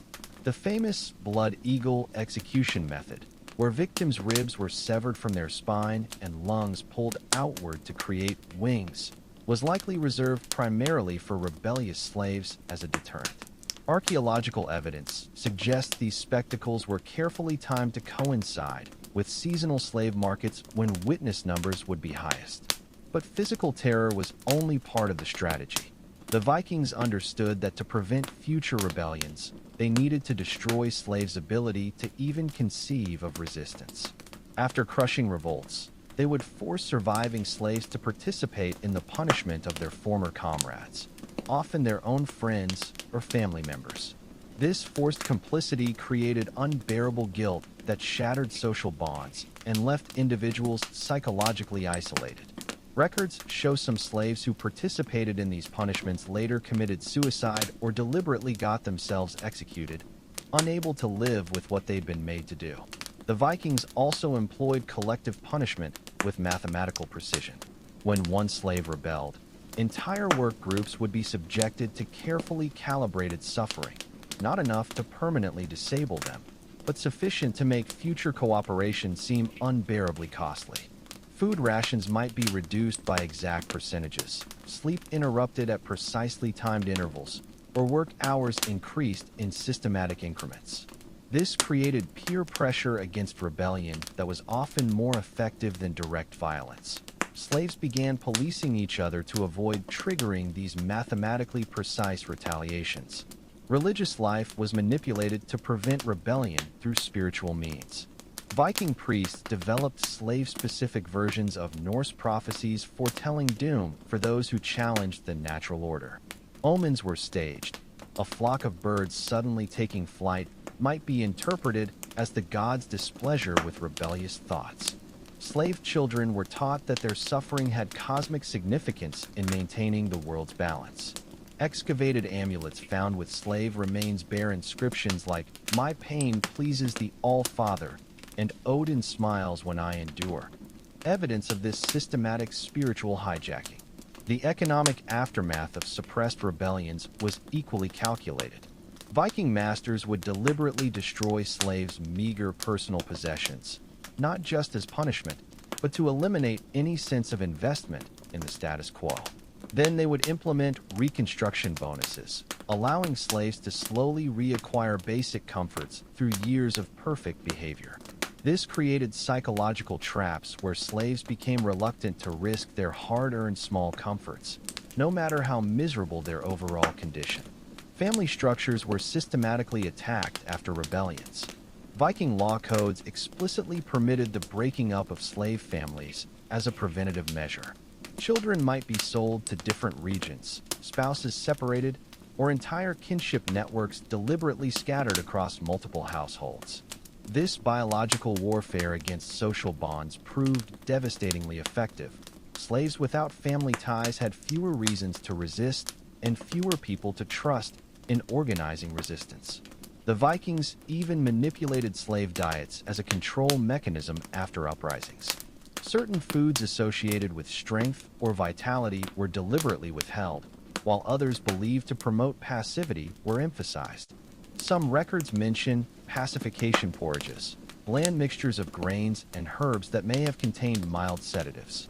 Archaeological analysis of slave teeth and bones shows significant nutritional deficiencies following rebellion periods, suggesting these dietary controls had real physical impacts beyond just psychological manipulation. Information control reached new heights in rebellion aftermaths. Slaves were forbidden from speaking of the crushed uprising, with violators subjected to particularly creative punishments. One account describes a slave forced to wear a mask of lies, a leather hood with an impossibly long tongue that made eating and drinking difficult, for mentioning a failed revolt. This systematic erasure of historical memory prevented slaves from drawing inspiration from past resistance, no matter how briefly successful it might have been. Yet despite this overwhelming repression, evidence of persistent resistance still surfaces in the archaeological record. Hidden compartments in slave quarters sometimes contain crude maps or makeshift weapons. Subtle markings on tools and walls may represent coded messages. Most poignantly, forensic analysis reveals some rebel slaves hid small tokens of defiance in their bodies, swallowing coins or sewing precious objects into their flesh to deny their captors complete victory. These fragments of rebellion, preserved against all odds, testify to the indomitable human spirit. The Vikings may have built history's most sophisticated system for crushing resistance, but even their ruthless efficiency couldn't extinguish every spark of defiance. In these small, secret acts of preservation, these stubborn refusals to be completely erased, we find the true limits of even the most totalitarian control systems. The slaves may have lost their battles, but in their unwillingness to surrender completely, they won a measure of dignity that outlasts their tormentors' empire. The Vikings' system of slave informants developed into one of history's most sophisticated networks of internal surveillance, creating a self-perpetuating culture of paranoia that made organized resistance nearly impossible. This wasn't just random snitching. It was an institutionalized hierarchy of betrayal with carefully structured rewards and psychological manipulations that turned slaves against each other with chilling efficiency. Archaeological evidence reveals how deeply this informant culture penetrated Viking society, from small farmsteads to major trading centers. At its foundation stood the Hall Watchers, slave children selected for their observational skills and trained to report even the slightest deviations from normal behavior. These informants weren't just passive observers, but active provocateurs who would plant dangerous ideas to test others' loyalty. Excavated training manuals describe techniques like the tempting complaint, where an informant would voice mild dissatisfaction to see if others would agree and escalate the sentiment. Successful Hall Watchers could earn small privileges, but more importantly, they gained a sense of power in an otherwise powerless existence. The Vikings developed an elaborate ranking system for informants, with each level granted incrementally better living conditions. At the bottom were gossip gatherers, who simply reported overheard conversations. More valuable were mood assessors, who could interpret emotional undercurrents in slave communities. The most prized informants were trust earners, slaves who had gained their peers' confidence and could penetrate inner circles of potential resistance. Records show Viking masters keeping detailed ledgers tracking each informant's reliability, with annotations like overstates for attention or misses subtle cues. Psychological manipulation of informants was just as calculated as their use against fellow slaves. Viking handlers would alternate between lavish praise and sudden coldness to keep informants desperate for approval. Some accounts describe loyalty tests, where informants were ordered to commit minor sabotage and then report their own crimes, creating irreversible bonds of complicity. Excavated sites reveal small, hidden chambers where these private debriefings occurred, often located near torture devices to maintain an undercurrent of threat. The reward system was structured to create addiction-like dependency. Informants received not just better food or living conditions, but something far more powerful: tiny glimpses of genuine human connection from their handlers. A smile, a pat on the shoulder, a moment of feigned concern. These carefully rationed crumbs of dignity kept informants striving for more. Archaeological evidence shows informants' quarters often contained small luxury items: a comb, a colorful stone, each representing a milestone in their descent into betrayal. Children proved particularly vulnerable to becoming informants. The Vikings recognized that young slaves, especially those separated from parents, would form desperate attachments to anyone showing them kindness. By alternating between abuse and fleeting warmth, handlers could mold these children into perfect informants, eager to please and willing to betray others for the slightest affirmation. Some Viking sagas describe perfect spies, child informants who had been so thoroughly manipulated they believed their actions served a greater good. The Vikings weaponized language itself in their informant system.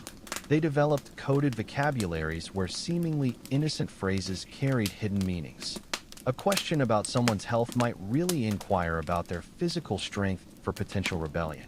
Comments about the weather could signal assessments of guard rotations. This linguistic shadow world made normal conversation dangerous, as any phrase might be an informant's test. Excavated writing tablets show slaves practicing seemingly banal dialogues that were likely informant training exercises. Religious life was similarly corrupted. Informants were taught special prayers thanking the gods for making them the eyes of Odin or Heimdall's helpers, framing betrayal as divine service. Some Viking temples contained hidden alcoves where informants could secretly report under the guise of confession. Archaeologists have found small amulets depicting all-seeing eyes that were likely given to prized informants as marks of status. The economic aspects of the informant system reached surprising complexity. Particularly valuable informants could accumulate trust coin, tokens redeemable for small privileges. Records show some informants built substantial credit, even purchasing minor luxuries for themselves or favored companions. This created perverse incentives where slaves would actively seek to become informants as a path to slightly better conditions. Excavated hoards contain carefully saved trust coins, some pierced and worn as jewelry to display the wearer's status. Family relationships were systematically exploited.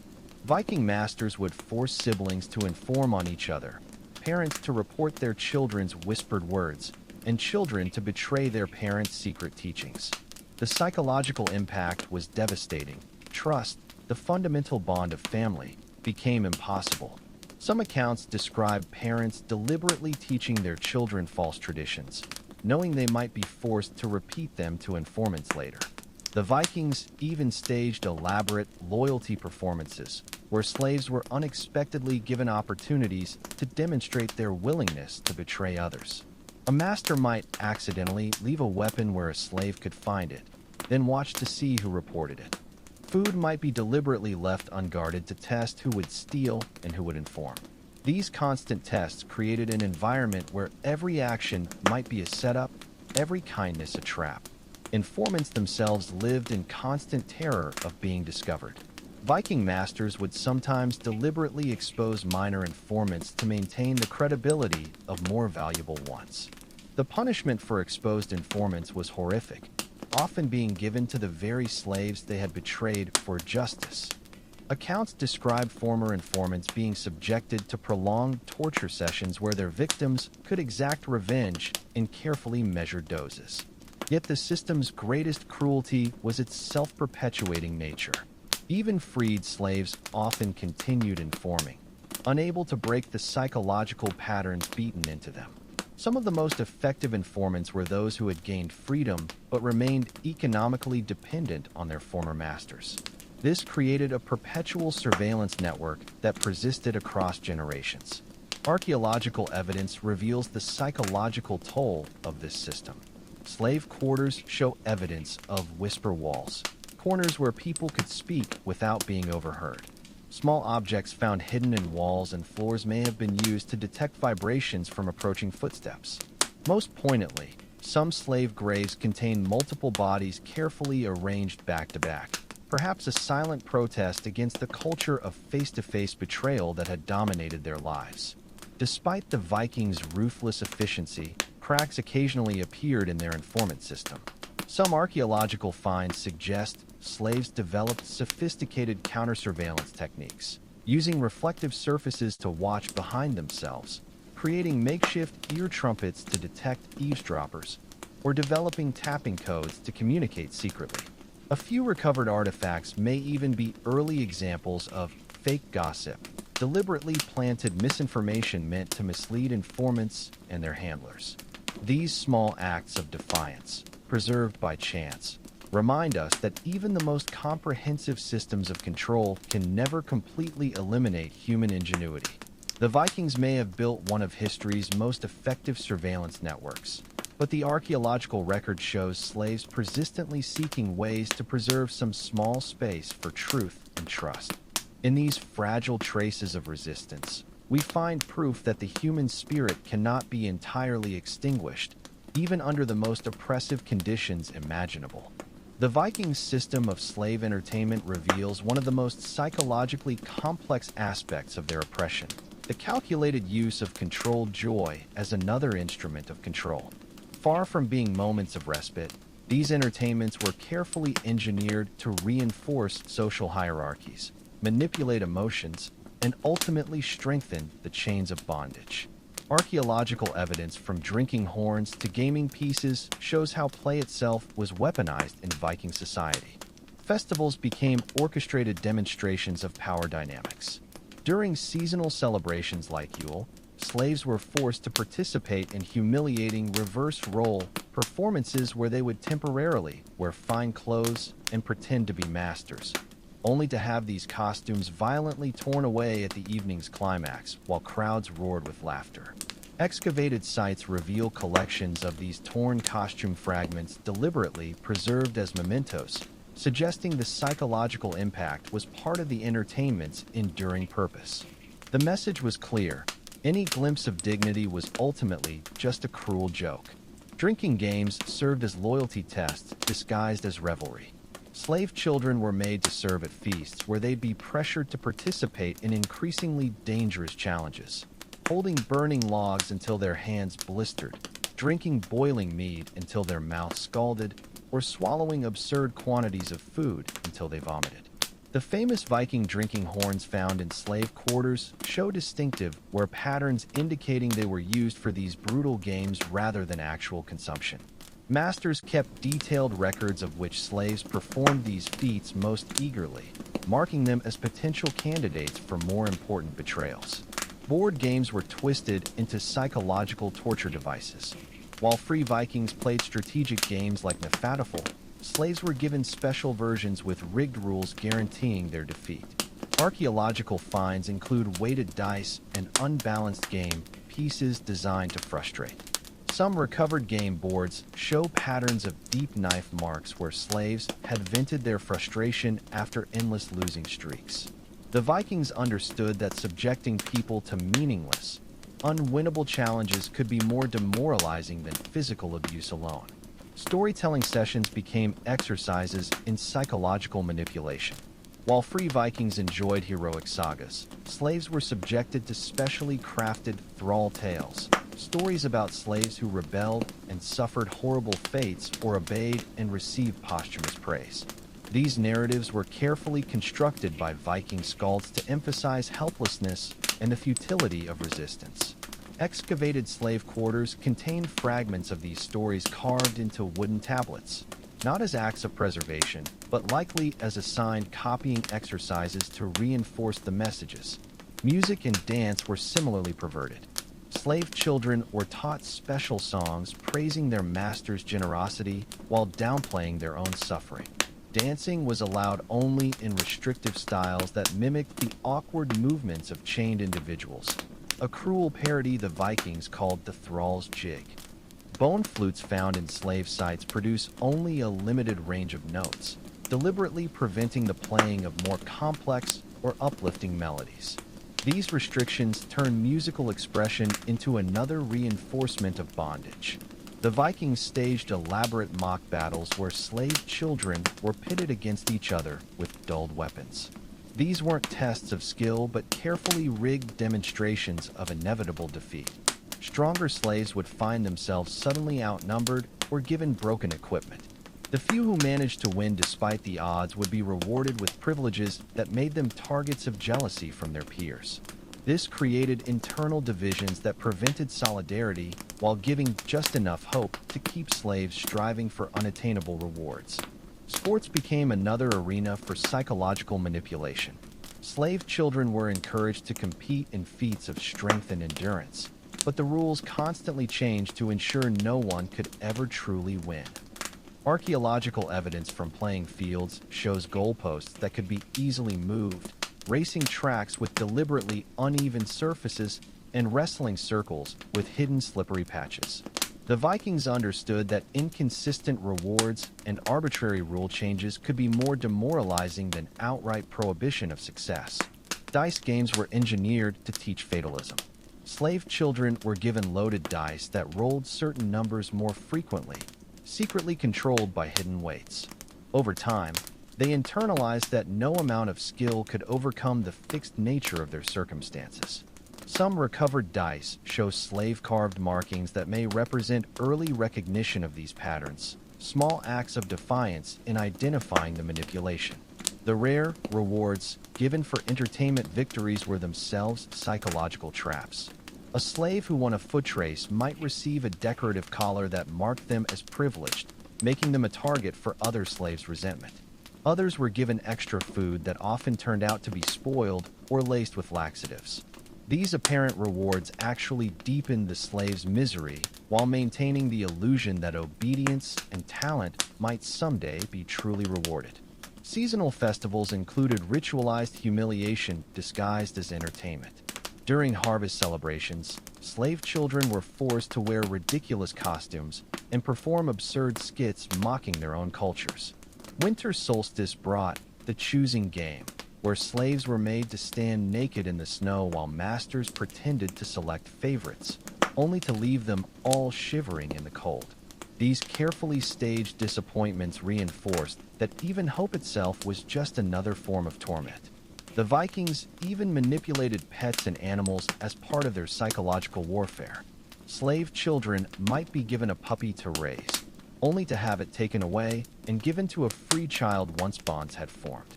Others were made to care for livestock they could never eat or horses they could never ride. These calculated relationships taught that even love and care would ultimately be perverted into sources of pain. Gambling was encouraged among slaves using specially minted thrall coins that had no value outside the farm. Masters would manipulate these games to ensure slaves developed gambling addictions that made them easier to control. Excavated slave quarters show collections of these worthless tokens carefully hoarded by slaves who had fully internalized the false economy created to exploit them. Perhaps most insidiously, the Vikings created privileged tiers among slave entertainers. A particularly talented singer or storyteller might be granted small comforts, but only so long as they performed on demand. These individuals lived in constant terror of losing their status, becoming more vicious enforcers of the system than the masters themselves. Archaeological finds suggest some of these privileged slaves went to great lengths to maintain their positions, including creating their own degrading songs and stories to please their captors. Yet, even in this carefully controlled environment, small acts of true self-expression occasionally surfaced. Archaeologists have found gaming pieces modified to balance properly, dice secretly reweighted to be fair, and fragments of unauthorized songs carved into hidden surfaces. Some slave graves contain carefully crafted miniature figures, tiny sculptures that may represent forbidden memories of home or loved ones. These fragile artifacts testify to the human spirit's irrepressible creativity even under the most oppressive conditions. The Viking system of slave entertainment represents one of history's most sophisticated examples of psychological control through manipulated leisure. Every game, every song, every festival was carefully calibrated to reinforce bondage rather than provide genuine respite. Yet the archaeological record shows that even this comprehensive system couldn't completely stamp out slaves' attempts to reclaim some small measure of authentic joy. In these subtle acts of defiance, these stubborn assertions of humanity through play, we find evidence that even the most totalitarian systems cannot entirely control the human spirit. The Vikings' system of slave religion represents one of the most profound perversions of spiritual life in human history, a calculated dismantling and reconstruction of belief systems designed to make bondage feel divinely ordained. This wasn't mere suppression of native faiths, but an elaborate program of spiritual engineering that transformed religion into another chain binding the enslaved. Archaeological evidence from amulets to altar arrangements reveals how every aspect of the sacred was systematically weaponized against Viking slaves. The spiritual assault began with the methodical destruction of slaves' original religious identities. Captives were forced to desecrate their own sacred objects before transport, breaking ancestral idols, burning religious texts, or urinating on hallowed ground. This wasn't random violence, but a carefully staged ritual of spiritual annihilation. Excavated slave ships show special compartments for holding these defiled religious items during voyages, ensuring the trauma of sacrilege remained ever present. The message was clear. The gods of their homelands had not only failed to protect them, but had been deliberately humiliated by their new masters. Upon reaching Viking lands, slaves underwent compulsory conversion ceremonies that were psychological operations disguised as spiritual events. These rituals involved being renamed after Norse deities in mocking ways. A strong male slave might be called Tiny Thor, while an intelligent girl could be named Dumb Frig. The ceremonies culminated in slaves being made to drink a bitter concoction from a chalice shaped like a shackled figure while reciting vows of eternal servitude. Chemical analysis of residue from recovered chalices suggests the brew contained mild hallucinogens to heighten the traumatic experience. The Vikings created an entire parallel pantheon of slave gods, bastardized versions of their own deities with twisted characteristics. Odin became Blind Odin, a figure who deliberately ignored slave suffering. Thor was reimagined as Chain Thor, who bound people for their own protection. These perverse divine mirrors served to reinforce that even the cosmos itself was structured around their enslavement. Small statues of these deities have been found in slave quarters, their bases designed to rattle when moved, creating constant auditory reminders of divine presence. Prayer itself was transformed into a tool of oppression. Slave children were taught ritualized supplications that emphasized their own unworthiness. Excavated prayer sticks show slaves were made to carve their own sins onto wooden rods before burning them as offerings, a practice that turned spiritual cleansing into perpetual self-condemnation. The physical positions for prayer were carefully designed to induce discomfort. Knees pressed against sharp stones, backs bent at unnatural angles, making communion with the divine an experience of pain rather than transcendence. Religious spaces for slaves were architecturally engineered to reinforce inferiority. While free Vikings worshipped in grand halls with soaring ceilings, slave shrines were built low to the ground, forcing worshippers to crawl inside. These structures were deliberately positioned near animal pens, with thin walls that allowed sounds and smells to permeate worship. Archaeological reconstructions show the acoustics were designed to make whispered prayers inaudible while ensuring masters' voices carried clearly from outside, a physical manifestation of the divine hierarchy. Sacred calendars were manipulated to erase slaves' native holy days while emphasizing dates of traumatic events. The anniversary of a slave market's founding might be celebrated as a festival day, while traditional harvest celebrations were replaced with obedience feasts, where slaves performed humiliating rituals. Excavated calendar sticks from slave sites show these new holy days carefully notched alongside astronomical events, blending genuine celestial phenomena with manufactured spiritual milestones to create an inescapable cycle of manufactured tradition. The Vikings weaponized afterlife beliefs with particular cruelty. Slave children were taught that only perfectly obedient slaves would be granted a shadowy existence in the afterlife's coldest regions, while rebels faced complete soul annihilation.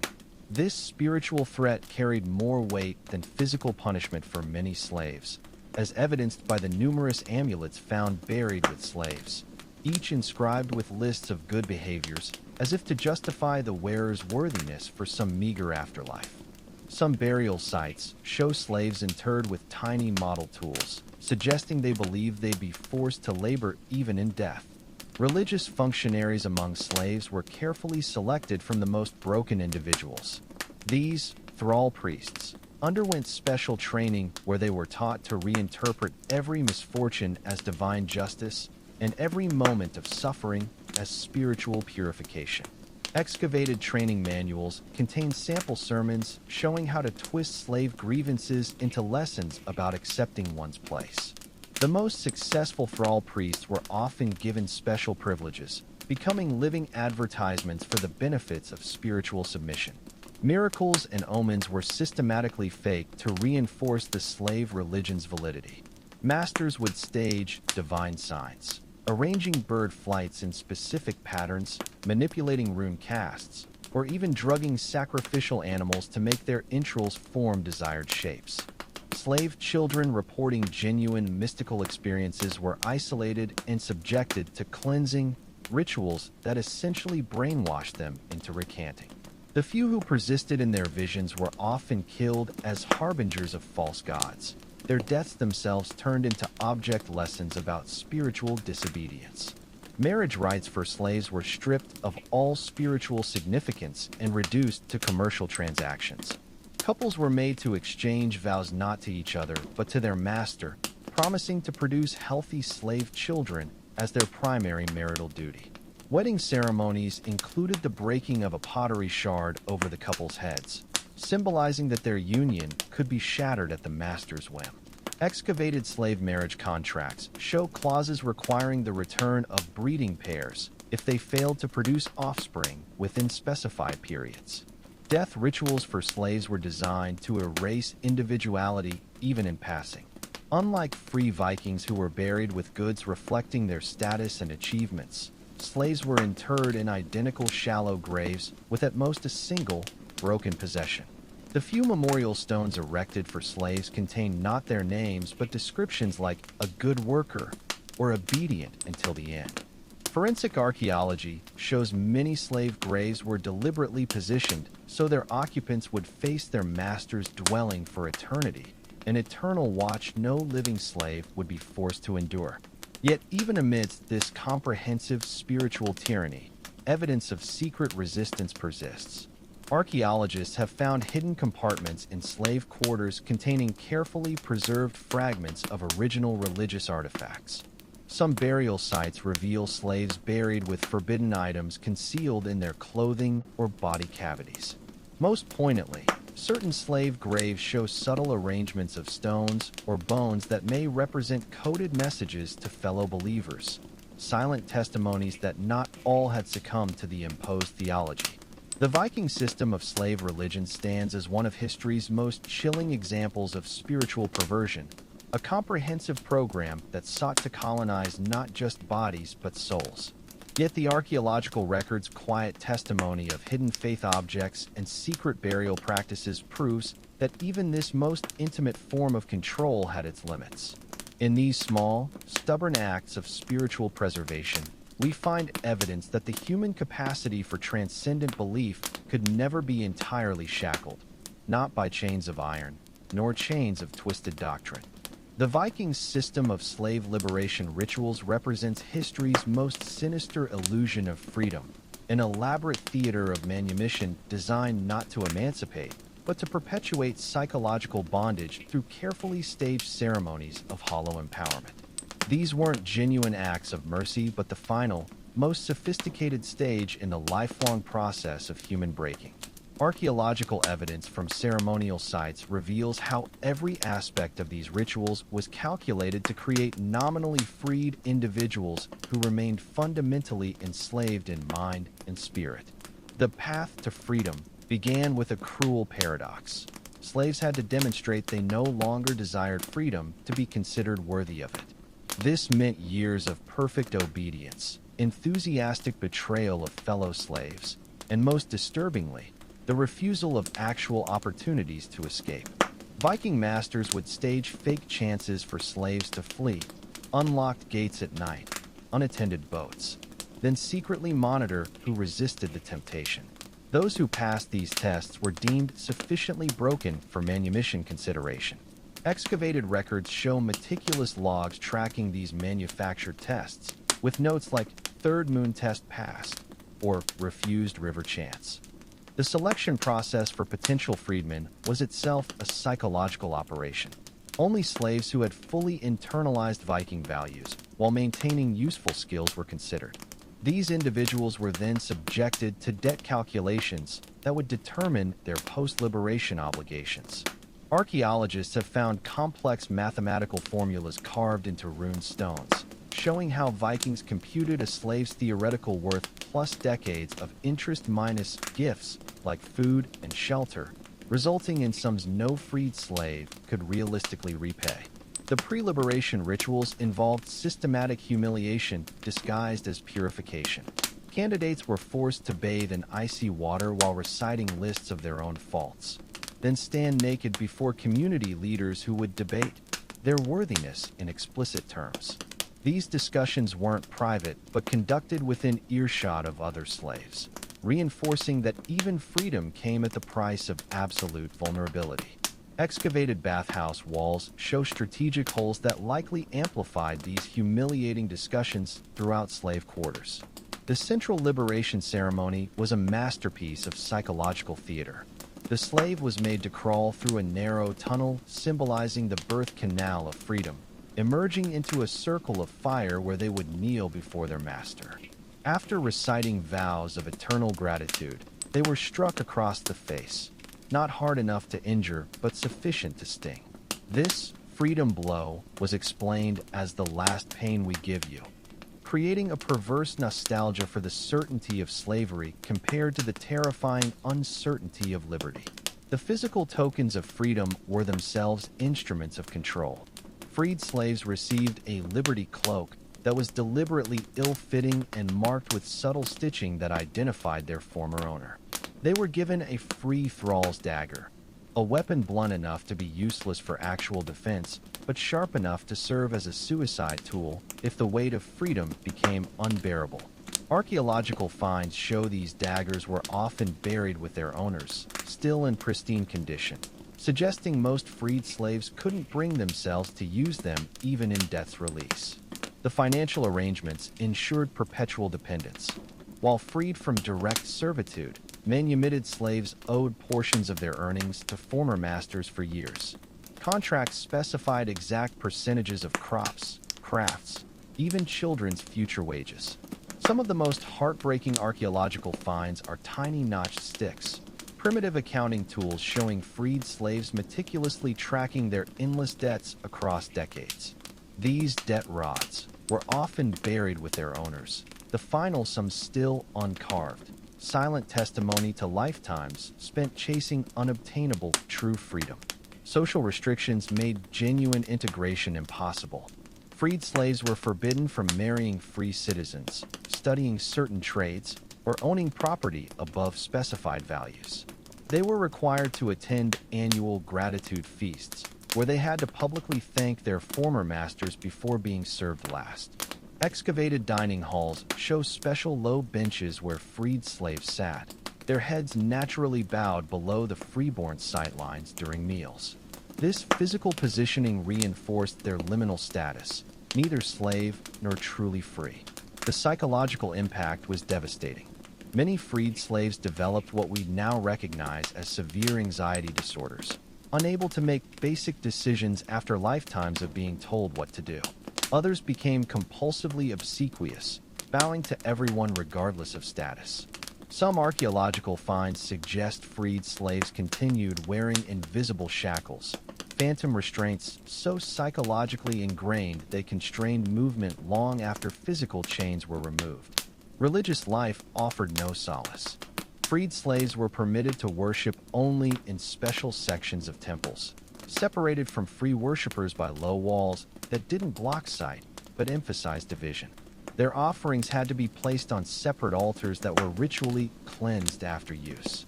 Excavated temple complexes show these segregated worship spaces positioned near latrines, their architectural sightlines ensuring freed slaves always saw their former masters praying in privileged positions. The Vikings even manipulated freed slaves' dreams. Those reporting nightmares were told it was their subconscious rebelling against the unnatural state of freedom. Pleasant dreams were interpreted as dangerous fantasies that could lead to unrealistic aspirations. Some freed slaves were subjected to dream guidance sessions where priests would correct their nocturnal visions to align with proper freedman mentality. Archaeological evidence suggests these sessions often involved mild hallucinogens to make the suggested dream alterations more persuasive. Family life became another vector of control. Freed slaves could marry, but were often forcibly paired with other former slaves based on their masters' economic calculations rather than personal affection. Any children born from these unions automatically inherited portions of their parents' debts, creating generational cycles of indentured servitude. Excavated family dwellings show freed slaves' homes built in clusters near their former masters' estates, close enough for surveillance, but far enough to maintain social distance. The final cruelty was the systematic erasure of freed slaves' histories. Their pre-slavery pasts were never acknowledged, their years of servitude officially forgotten, and their manumission framed as absolute rebirth. This left many freed slaves psychologically unmoored, cut off from any continuous sense of self. Burial practices emphasized this rupture, with freed slaves interred in standardized graves that bore only their freed names and current deaths, no mention of their origins or journey. Yet even in this comprehensive system of manufactured freedom, glimmers of authentic selfhood occasionally surfaced. Archaeologists have found freed slaves' graves containing tiny hidden objects, a childhood toy smuggled through decades of bondage, a pebble from some long-lost homeland. Some dwellings show secret modifications, a window angled to catch forbidden sunlight, a floorboard hollowed out to hide personal treasures. These small, stubborn assertions of identity testify to the human spirit's irrepressible need for authentic existence. The Viking system of slave liberation stands as one of history's most psychologically sophisticated forms of oppression, a freedom that wasn't free, a mercy that mercilessly bound. Yet the archaeological record's quiet evidence of hidden mementos and secret comforts proves that even this most comprehensive system couldn't entirely erase individual humanity. In these fragile traces of self-preservation, we find the ultimate limit of all oppressive systems, the human soul's irreducible core that no amount of psychological engineering can completely extinguish.